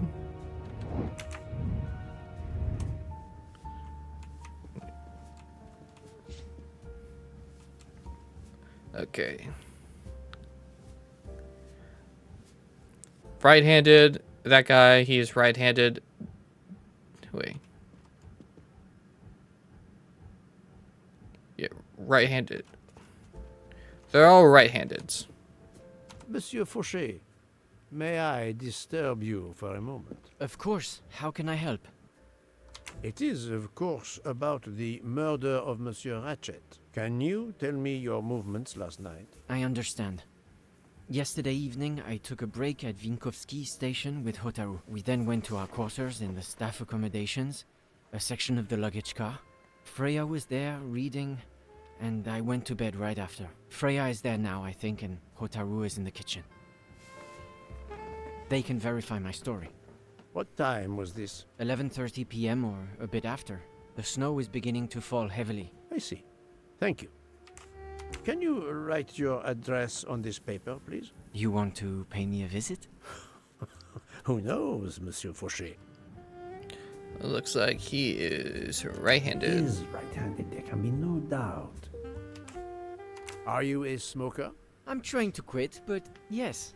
I'm now down to just 1 pack of cigarettes a week. If you're looking for a heavy smoker, you should talk to Hotaru. Thank you, Monsieur Fauché. I'll come back to you if I have more questions. Okay, everyone in here, they're all right-handed.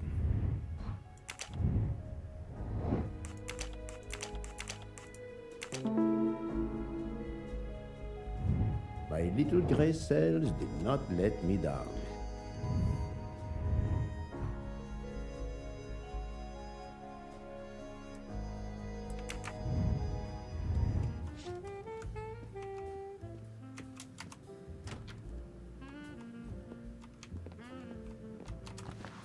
Another delightful trophy for my collection. Uh-huh. 3 mustaches.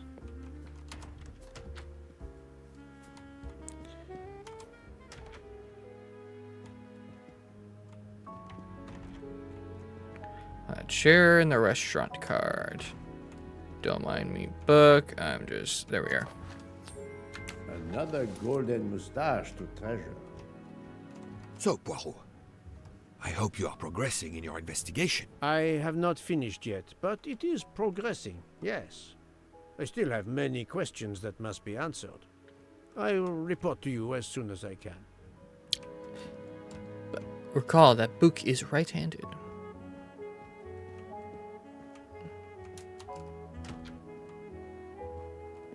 Ah, Monsieur Maury, would you have a few minutes to give me? I have some questions to ask you. Do I look like I can answer questions? The room is spinning. My head is about to explode.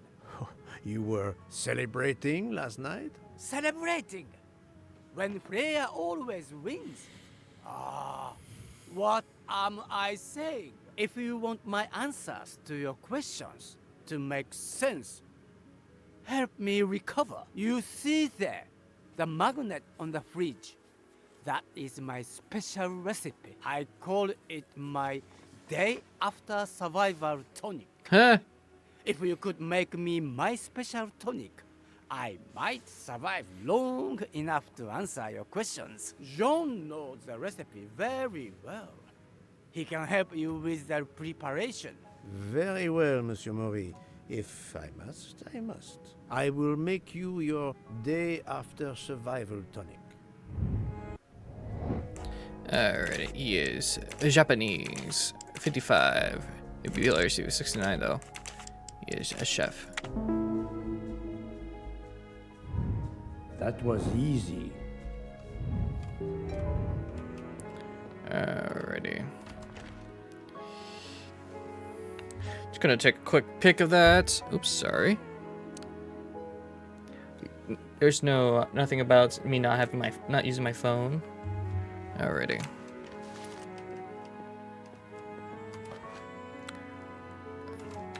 Pick up, take a lemon.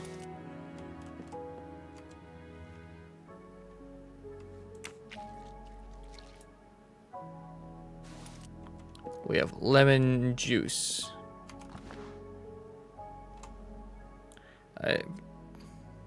This mint. I'm missing half of the tonic ingredients. We need...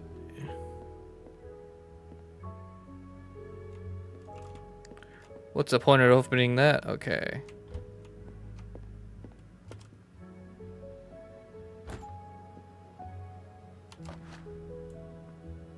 Soda water. Sparkling water.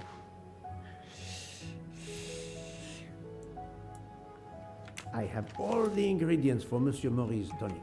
I have to go and see Monsieur Fauché so he can prepare it for me.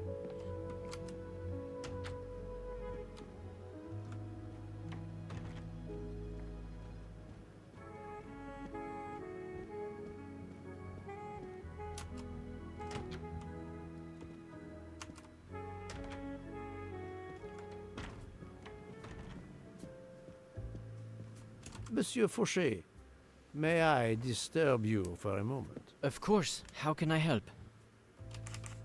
Monsieur Fauché, I need your help to prepare a cocktail. What is this phrase? This is music to my ears. Yeah. What can I fix for you? A mojito? A gin and tonic? Or perhaps a martini? Shaken, not stirred? It's not for me, but for Monsieur Maury. Ah, his day after survival tonic. Unfortunately, I know it well. Here is everything that was listed on the magnet. Excellent! I can take it from here.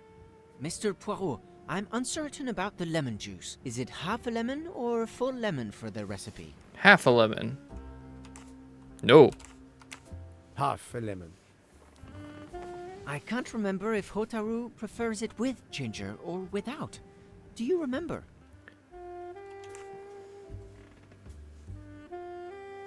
Well, it says ginger juice, so I'm going to say with ginger. I can assure you that he will want the ginger.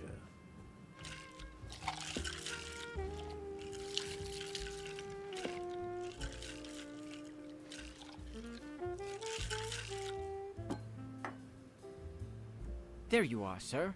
Hotaru will be himself again. Excellent. Thank you very much.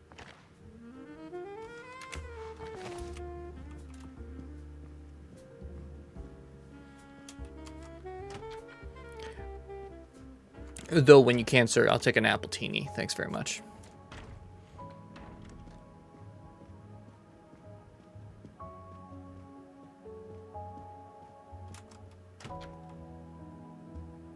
Here you go, Mr. Maury. I hope this will help you. Thank you very much. Please give me a moment. While this takes effect, it will be a while, I'm afraid. But I will not move from the kitchen. Since I have to wait, do you know where I can find Mademoiselle Nielsen? She is in the staff quarters in the luggage car. If the door is locked, John will have the key. Thank you. I will return. I hope you have a speedy recovery.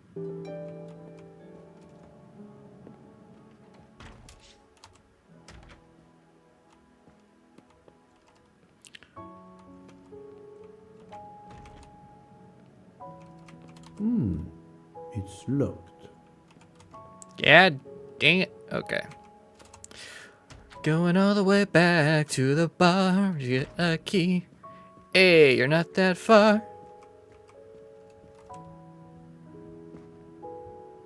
Monsieur Maury told me that you are the one who has the key to open the luggage car door. I will need it. Yes, that's right. Here it is. Please don't forget to give it back to me. I will not forget, Monsieur Fauché. I have a favor to ask. Could you visit the passengers who are in their rooms and explain there has been an error with their allergy and diet form? But, Monsieur Poirot, I made no errors. Of course not. Call it a computer error. Yes, it is possible, but even if I can see this is part of your investigation, I do not understand it. I would ask that you observe which hand each passenger uses. Ah, you wish to know if they use the right or left hand when they write? That is my intention. I will take on this mission for you. Excellent. I respect you. Hopefully you're not a murderer. Hopefully. You better not. I still suspect Book most of all. Don't trust him because you're his friend. He's like, I don't trust him at all. That's it. It's open now.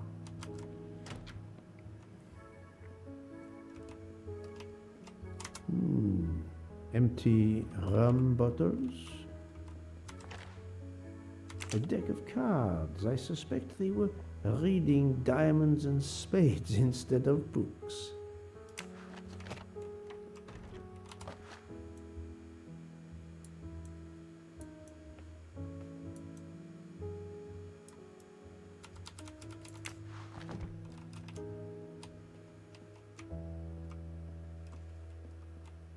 Hello, Mademoiselle Nielsen. May I ask you a few questions? I don't have a minute. My career is ruined, and it's not my fault. But how did this terrible thing come to pass? My supplies, passenger luggage, our living space. There is so little room. I gave the cargo handlers in Istanbul strict instructions how to stack my crates containing the ingredients I need for my desserts. So as one box is used up, it can be discarded. And these fools of cargo handlers did not follow your instructions? Ignored completely. I have 4 crates that must be moved from there to here to correct the order they are stacked. But placing the wrong crate on top of a smaller crate will crush it, its contents, and my career. Calm yourself, mademoiselle. I understand. Another puzzle. So, Let's go. The problem is these 4 crates must be moved there, but carefully. Yes. I have to move these 4 boxes from this location to here. Doesn't look that There's hard. not much space to move the boxes, and I have to be careful never to put a bigger box on top of a smaller one, or the You smaller know, you could just crate put it will up be top. destroyed. You could just put the boxes up top of the those. You could just put them, literally, you just put them on top. Just move it around.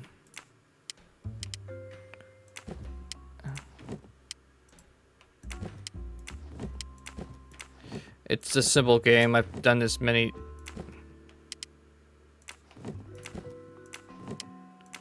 Boom, boom, boom, boom, boom, bop.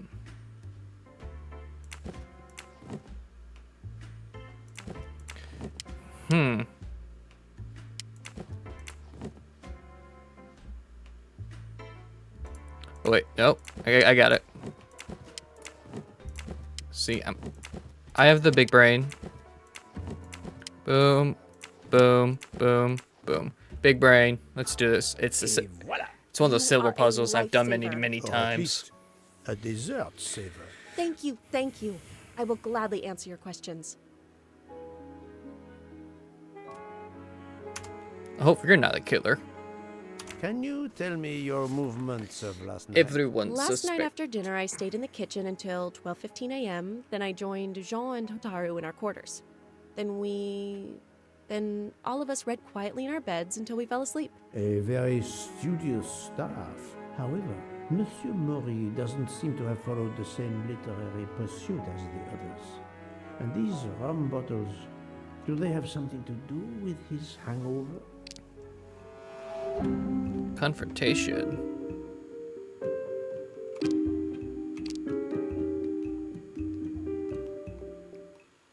Doubt that. I think you guys were playing pokers.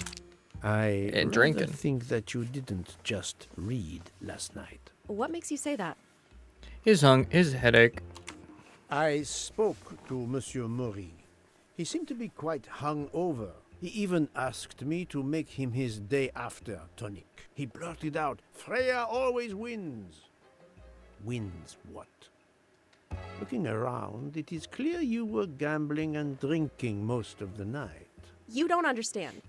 It's late when we're off duty, but we need to unwind. And now there's been a murder?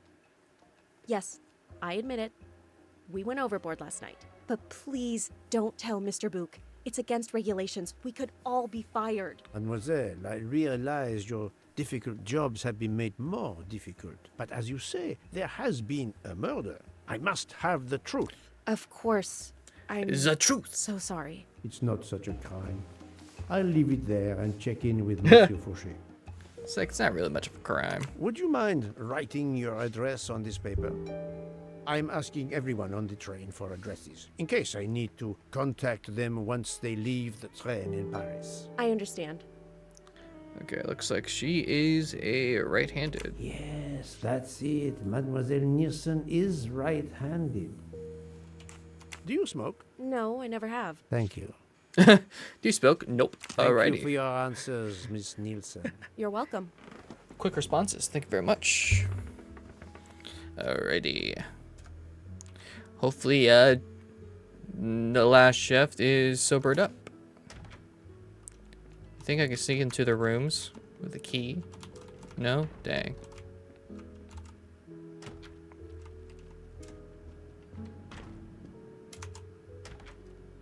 You're looking better, pal. How are you? It's better. Thank you. Then may I ask you some questions? It will not take long. Quickly, please. I have hungry passengers to feed. Très bien. Can you tell me your movements last night? Oh, nothing special. When I went off duty, I joined John and Freya in a compartment. I read for a short while, then went to bed early. Reading? I'm not sure you have recovered enough to tell me the truth. Don't waste what little energy you have recovered to lie, Monsieur Mori. Yes, sorry, Mr. Poirot. You're right. It obviously wasn't reading that made my head hard like that. But if you told Monsieur Bouc, it could mean my job. I will keep your secret, but I am investigating a murder. You must tell me the truth. Thank you. Please, write your address on this paper. My address? I don't see why. I think I hear Monsieur Bouc approaching. My address? Yes, of course. Looks like he is right-handed. Another right-handed person. Not surprising, most people are. My oldest brother, he is left-handed, so he might be the killer. He don't know how he got in the game, but... You are a heavy smoker. My job. It is very stressful. Would you happen to know who vapes on the train? A banana flavor? Oh, yes. The smell disgusts me. What is wrong with the good tobacco? I do not have time to answer that. Who is it? I've only seen one person who vapes. It's Captain Arbuthnot. Captain Arbuthnot. Gas. I see. Whew. Sorry. Your testimony was invaluable to me. Thank you. Take care, Monsieur Mori. My palate depends on your good health. Oh, wait. Oh, I recall some stuff. Who smokes?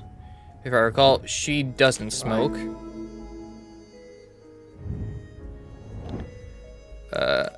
He smokes.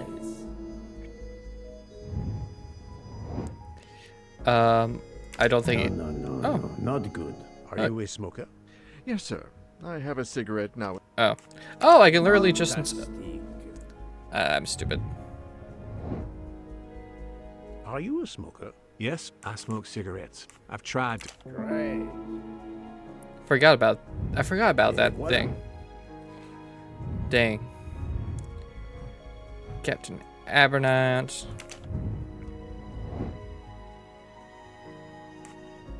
Well done.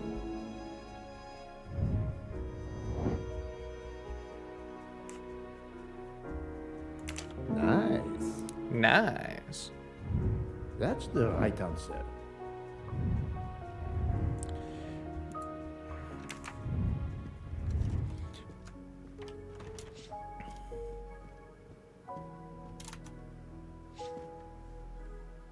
Here is your key. Thank you very much. My pleasure. About the little favor I asked of you. Aha, but of course. I was able to get new allergy forms from guests who were in their compartments. Monsieur McQueen, Monsieur Masterman, Count and Countess Andreni, they are all right-handed. I also asked Princess Dragomirov, but she had her assistant, Madame Schmidt, sign for her. She is right-handed as well.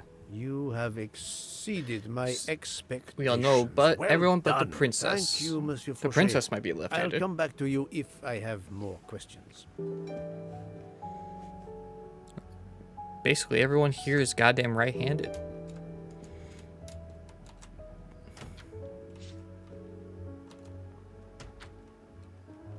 Alright, what are the last two things?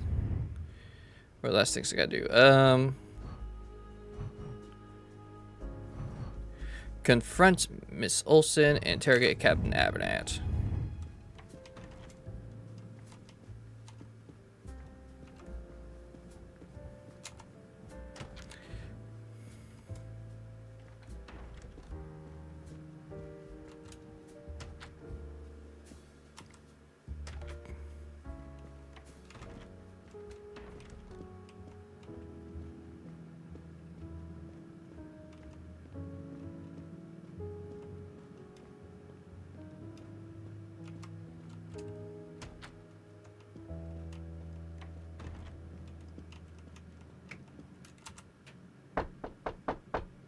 Captain Arbuthnot, I know that you are the only person on this train to smoke e-cigarettes. We found a vial of e-liquid at the crime scene. Will you talk to me about this, or should I pass on what I've learned to the police? All right. Come in if you must.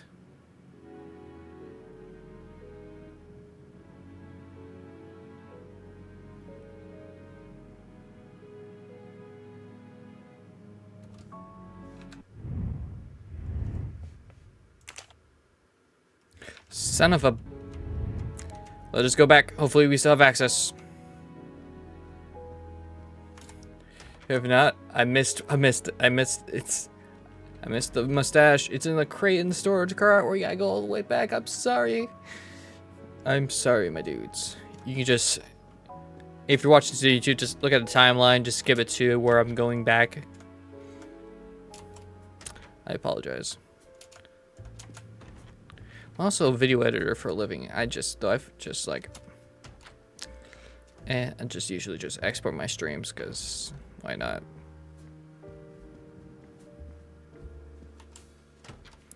I'm hoping it didn't relock itself when I left. If I did, that's a teardrop. But I already have the achievement, but I was just trying to do it just for you guys. So that way you can watch it and then like figure out, hey, so that's where all those are at. Don't be locked. Yes! Okay, it says it's on a crate in here.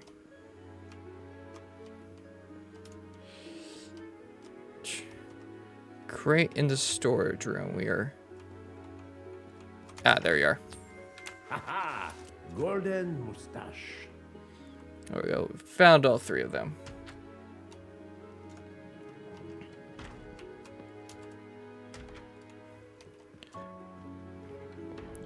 You know, I should really like, I don't know, maybe turn my ending scene when the scene I ended off to back to my the music back to what I usually have for my ending music,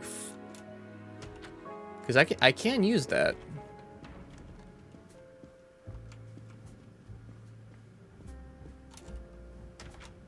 It's a nice song too, but I also like the Anakin portrayal lo-fi music, so.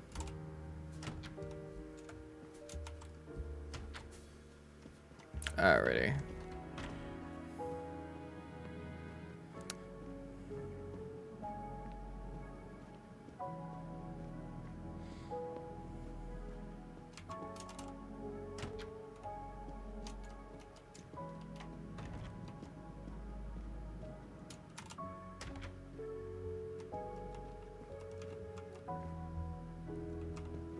I have just a few questions for you. Very well.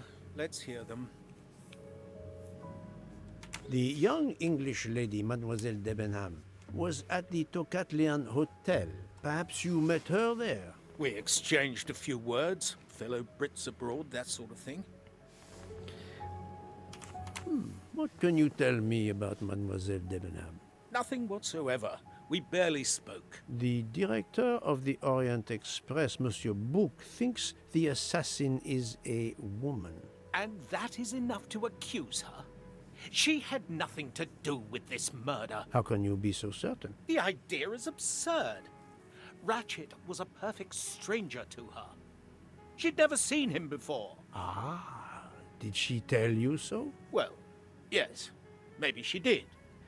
She may have commented once upon his somewhat unpleasant appearance. If a woman is concerned, as you seem to think, to my mind, without any evidence, I can assure you that Miss Debenham could not possibly be implicated. It is clear that the captain is defending Miss Debenham, a woman he supposedly doesn't know very well. Interesting, very interesting. What were you doing last night around 1:15? 1:15? I believe I was still talking to that young American fellow, Mr. McQueen, the secretary of the man who was killed. We were in his compartment. He was a friend or acquaintance of yours? No, I never saw him before this journey. We'd hit it off at dinner, and the conversation continued into the early hours. Until what time was that? Until 1:45 or so. Then I retired to my room and went to sleep. There is nothing you can recall last night that in any way struck you as suspicious? It's nothing. A mere detail. Allow me to be the judge. Well, before returning to my room, I went to the lounge car to get Uh-huh. a glass of water. When I was passing You have a through sink the in your first room. class corridor, Just drink I from that. noticed that the door, which is just after your room, 201, was not quite closed, and the person who was inside peered out in a furtive sort of way. Then he closed the door quickly. I know there's nothing in that, but it was the furtive way it was done. Who's in room Who's in room Struck me 201? as a bit odd. I understand. Thank you for letting me know. Could you write down your address here, please? My address? If you insist. He is right-handed. This man is right-handed.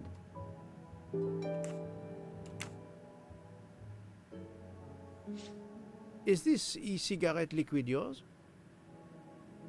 What flavor is it? Banana. Well, that is awkward. That's my flavor of choice. But I have no idea what it was doing there, whatever. Can you explain how it ended up there? I have no idea. I never entered the man's room, Poirot. That's the truth. Look at me in the eyes and say that to me. Don't look down and say no. Thank you, Captain. You're welcome. All right. Do I have that list of rooms? Who is in room 201?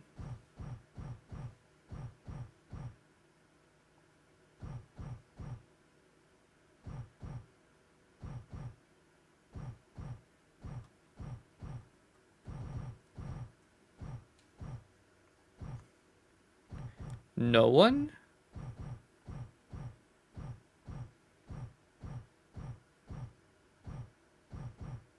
Oh, wait, 201. Cyrus Hardman. No idea what you... Interesting.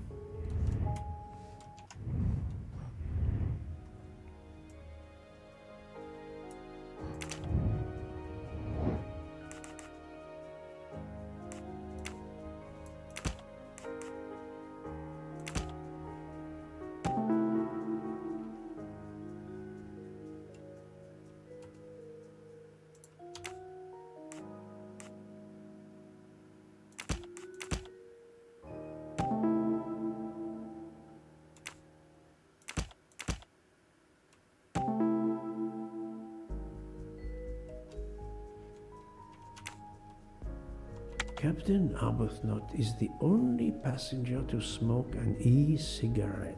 Even if this liquid in Ratchet's room is a solid clue, he has an alibi. I cannot accuse him without any other proof. That was easy. Alright, all that's left is Miss Olsen. I think she was the...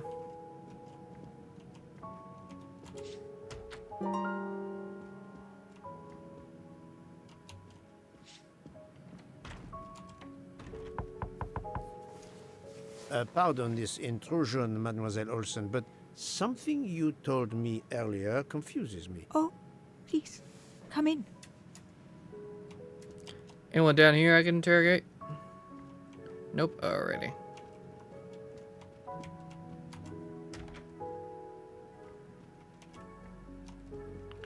Investigating room. You're all good. Let's talk. How can you be sure Mademoiselle Debenham was in bed all night?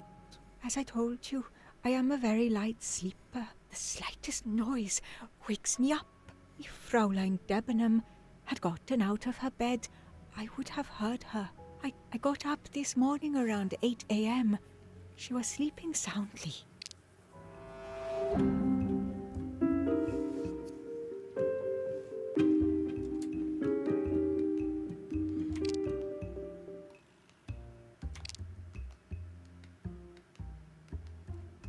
Are you certain you would have heard her? Yes. Why are you asking? Because she woke up at 5 I a.m. spoke to Mademoiselle Debenham and she told me that she got up around 5 o'clock in the morning. She opened the door and looked down the corridor. It was then that she saw a woman in a red kimono. How do you explain that?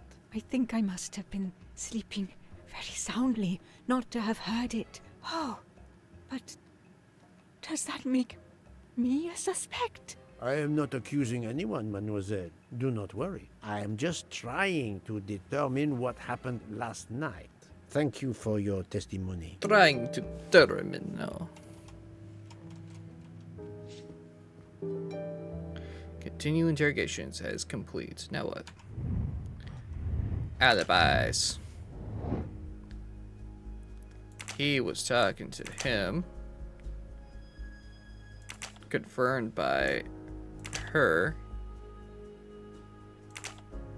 He, her, him, her, them. Everyone has an alibi. Interesting. That happens to me a lot. Report to book.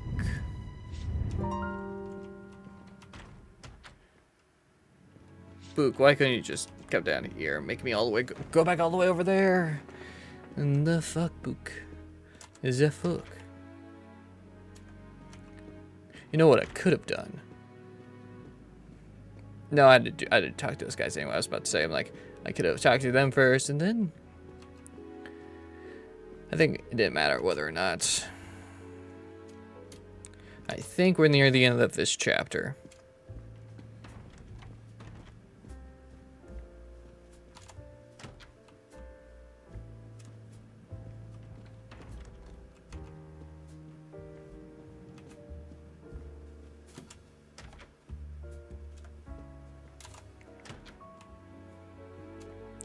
Hello, Book. So, Poirot, I hope you are progressing in your investigation. There is no trace of the murder weapon on the train, as yet. The killer could have hidden it anywhere. It must be somewhere. Indeed, as you say, it must be somewhere. According to Dr. Constantine's report, the stab wounds were made by at least one right-handed and one left-handed person, and with different strength. For the moment, everyone I have checked is right-handed. It is impossible to draw any conclusions as yet. However, I still have a few people to interrogate, notably the Russian princess. You still have many avenues to explore? Indeed, the case is far from over, mon ami.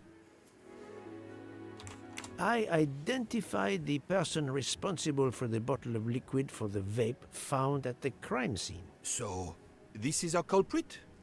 Do we hold him? No, unfortunately, this bottle belongs to Captain Arbuthnot, but he has an alibi, confirmed by Monsieur McQueen for the time of the murder. Monsieur Bouc, Monsieur Poirot. Michel, calm down. But it's Mrs. Hobart. She says she found the murder weapon in her room. She's very upset. Let's go, Poirot. Vamonos. Allons-y. Why couldn't you just do a cut all the way back to the room? Why do we have to walk?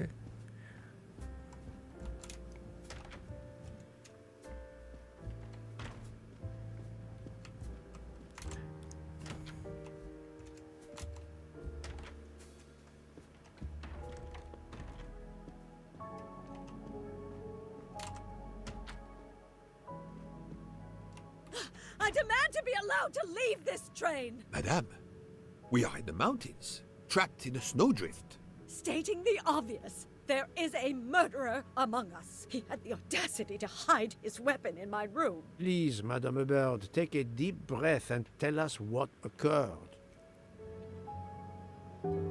Where did you find the knife? I wanted to get a handkerchief from my purse, and when I opened it, I saw it! A bloody knife! Am I next to be murdered? I very much doubt the murderer would give you his weapon. What do you mean? Madame, he would have used it. Oh, I haven't! Did you touch the knife? Of course not! What a question! I will take that as a no.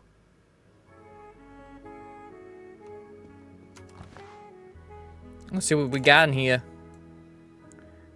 let's see, we got some nice cool glasses. We got loud noise bottle thing, 5,000. Yeah, tossed out on the ground. We were gonna have a freaking eardrums burst. Oh, and there's also bloody knife. Oh wait, let's ignore the bloody knife for a sec. We got a phone. We got a waffle break. Is this knife the real murder weapon, or is it a red herring?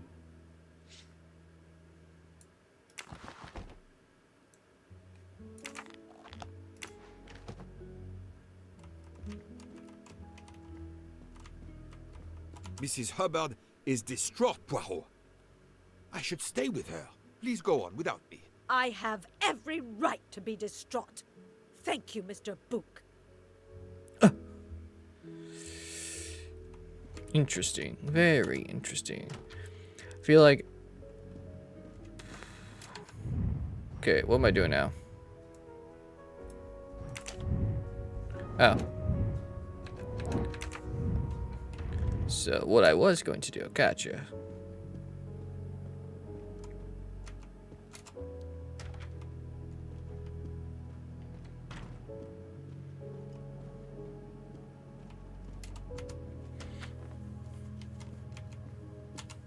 Dr. Constantine, we may have found our murder weapon. We need to make certain. There is a pretty quick way to be sure. I have estimated the depth of the wounds. You can easily find the depth of each wound by comparing the width. There are 5 of them that I am not sure about. Test them, and then we will compare our results. I will do as you say, Doctor. Okay.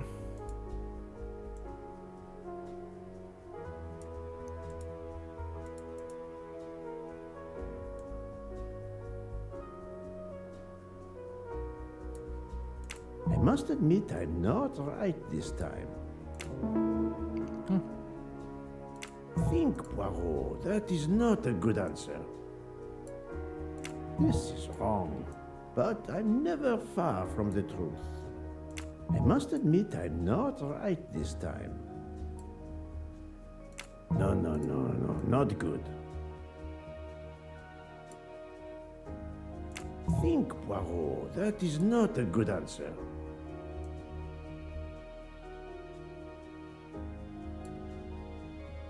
I do not think that's the right answer. I must admit I'm not right this time. Think, Poirot. That is not a good answer.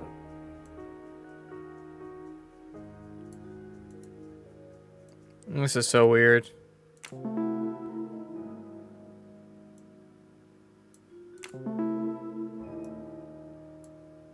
No, not good. I just randomly guessed that. Happens to me a lot. So it's going down by 2. What do you think, Doctor? Is this knife really the murder weapon? There can be no doubt. You found the same depths as the estimates I made during the preliminary autopsy. I can assure you that you hold in your hands the weapon that took Ratchet's life.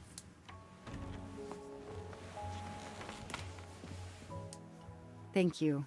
I feel way better now. The rest gave you time to sleep off most of the effects of the drug.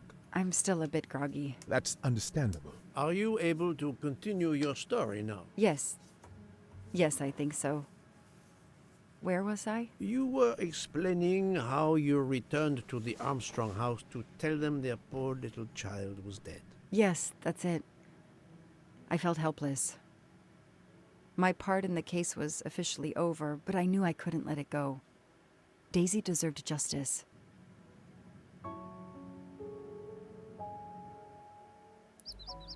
Two days later, I returned to the Armstrong house to tell them Daisy would be released soon for burial. I was angry with myself that I couldn't bring them better news. I wasn't prepared for more tragedy. Alrighty, folks, and this is where we're gonna stop for today. So, yeah. Yep, this is where we're gonna stop for today. This is a wonderful stream. We got about, technically, yeah, about 5 chapters. So we call it the prologue as well. Prologue, chapter 1, 2, 3, and 4. 5 chapters we did today. We'll work on the rest tomorrow. So, for those who are watching, thank you very much for joining me today in this late night stream. And we're going to try to finish this off tomorrow. Until then, I will see you guys next time. Take care.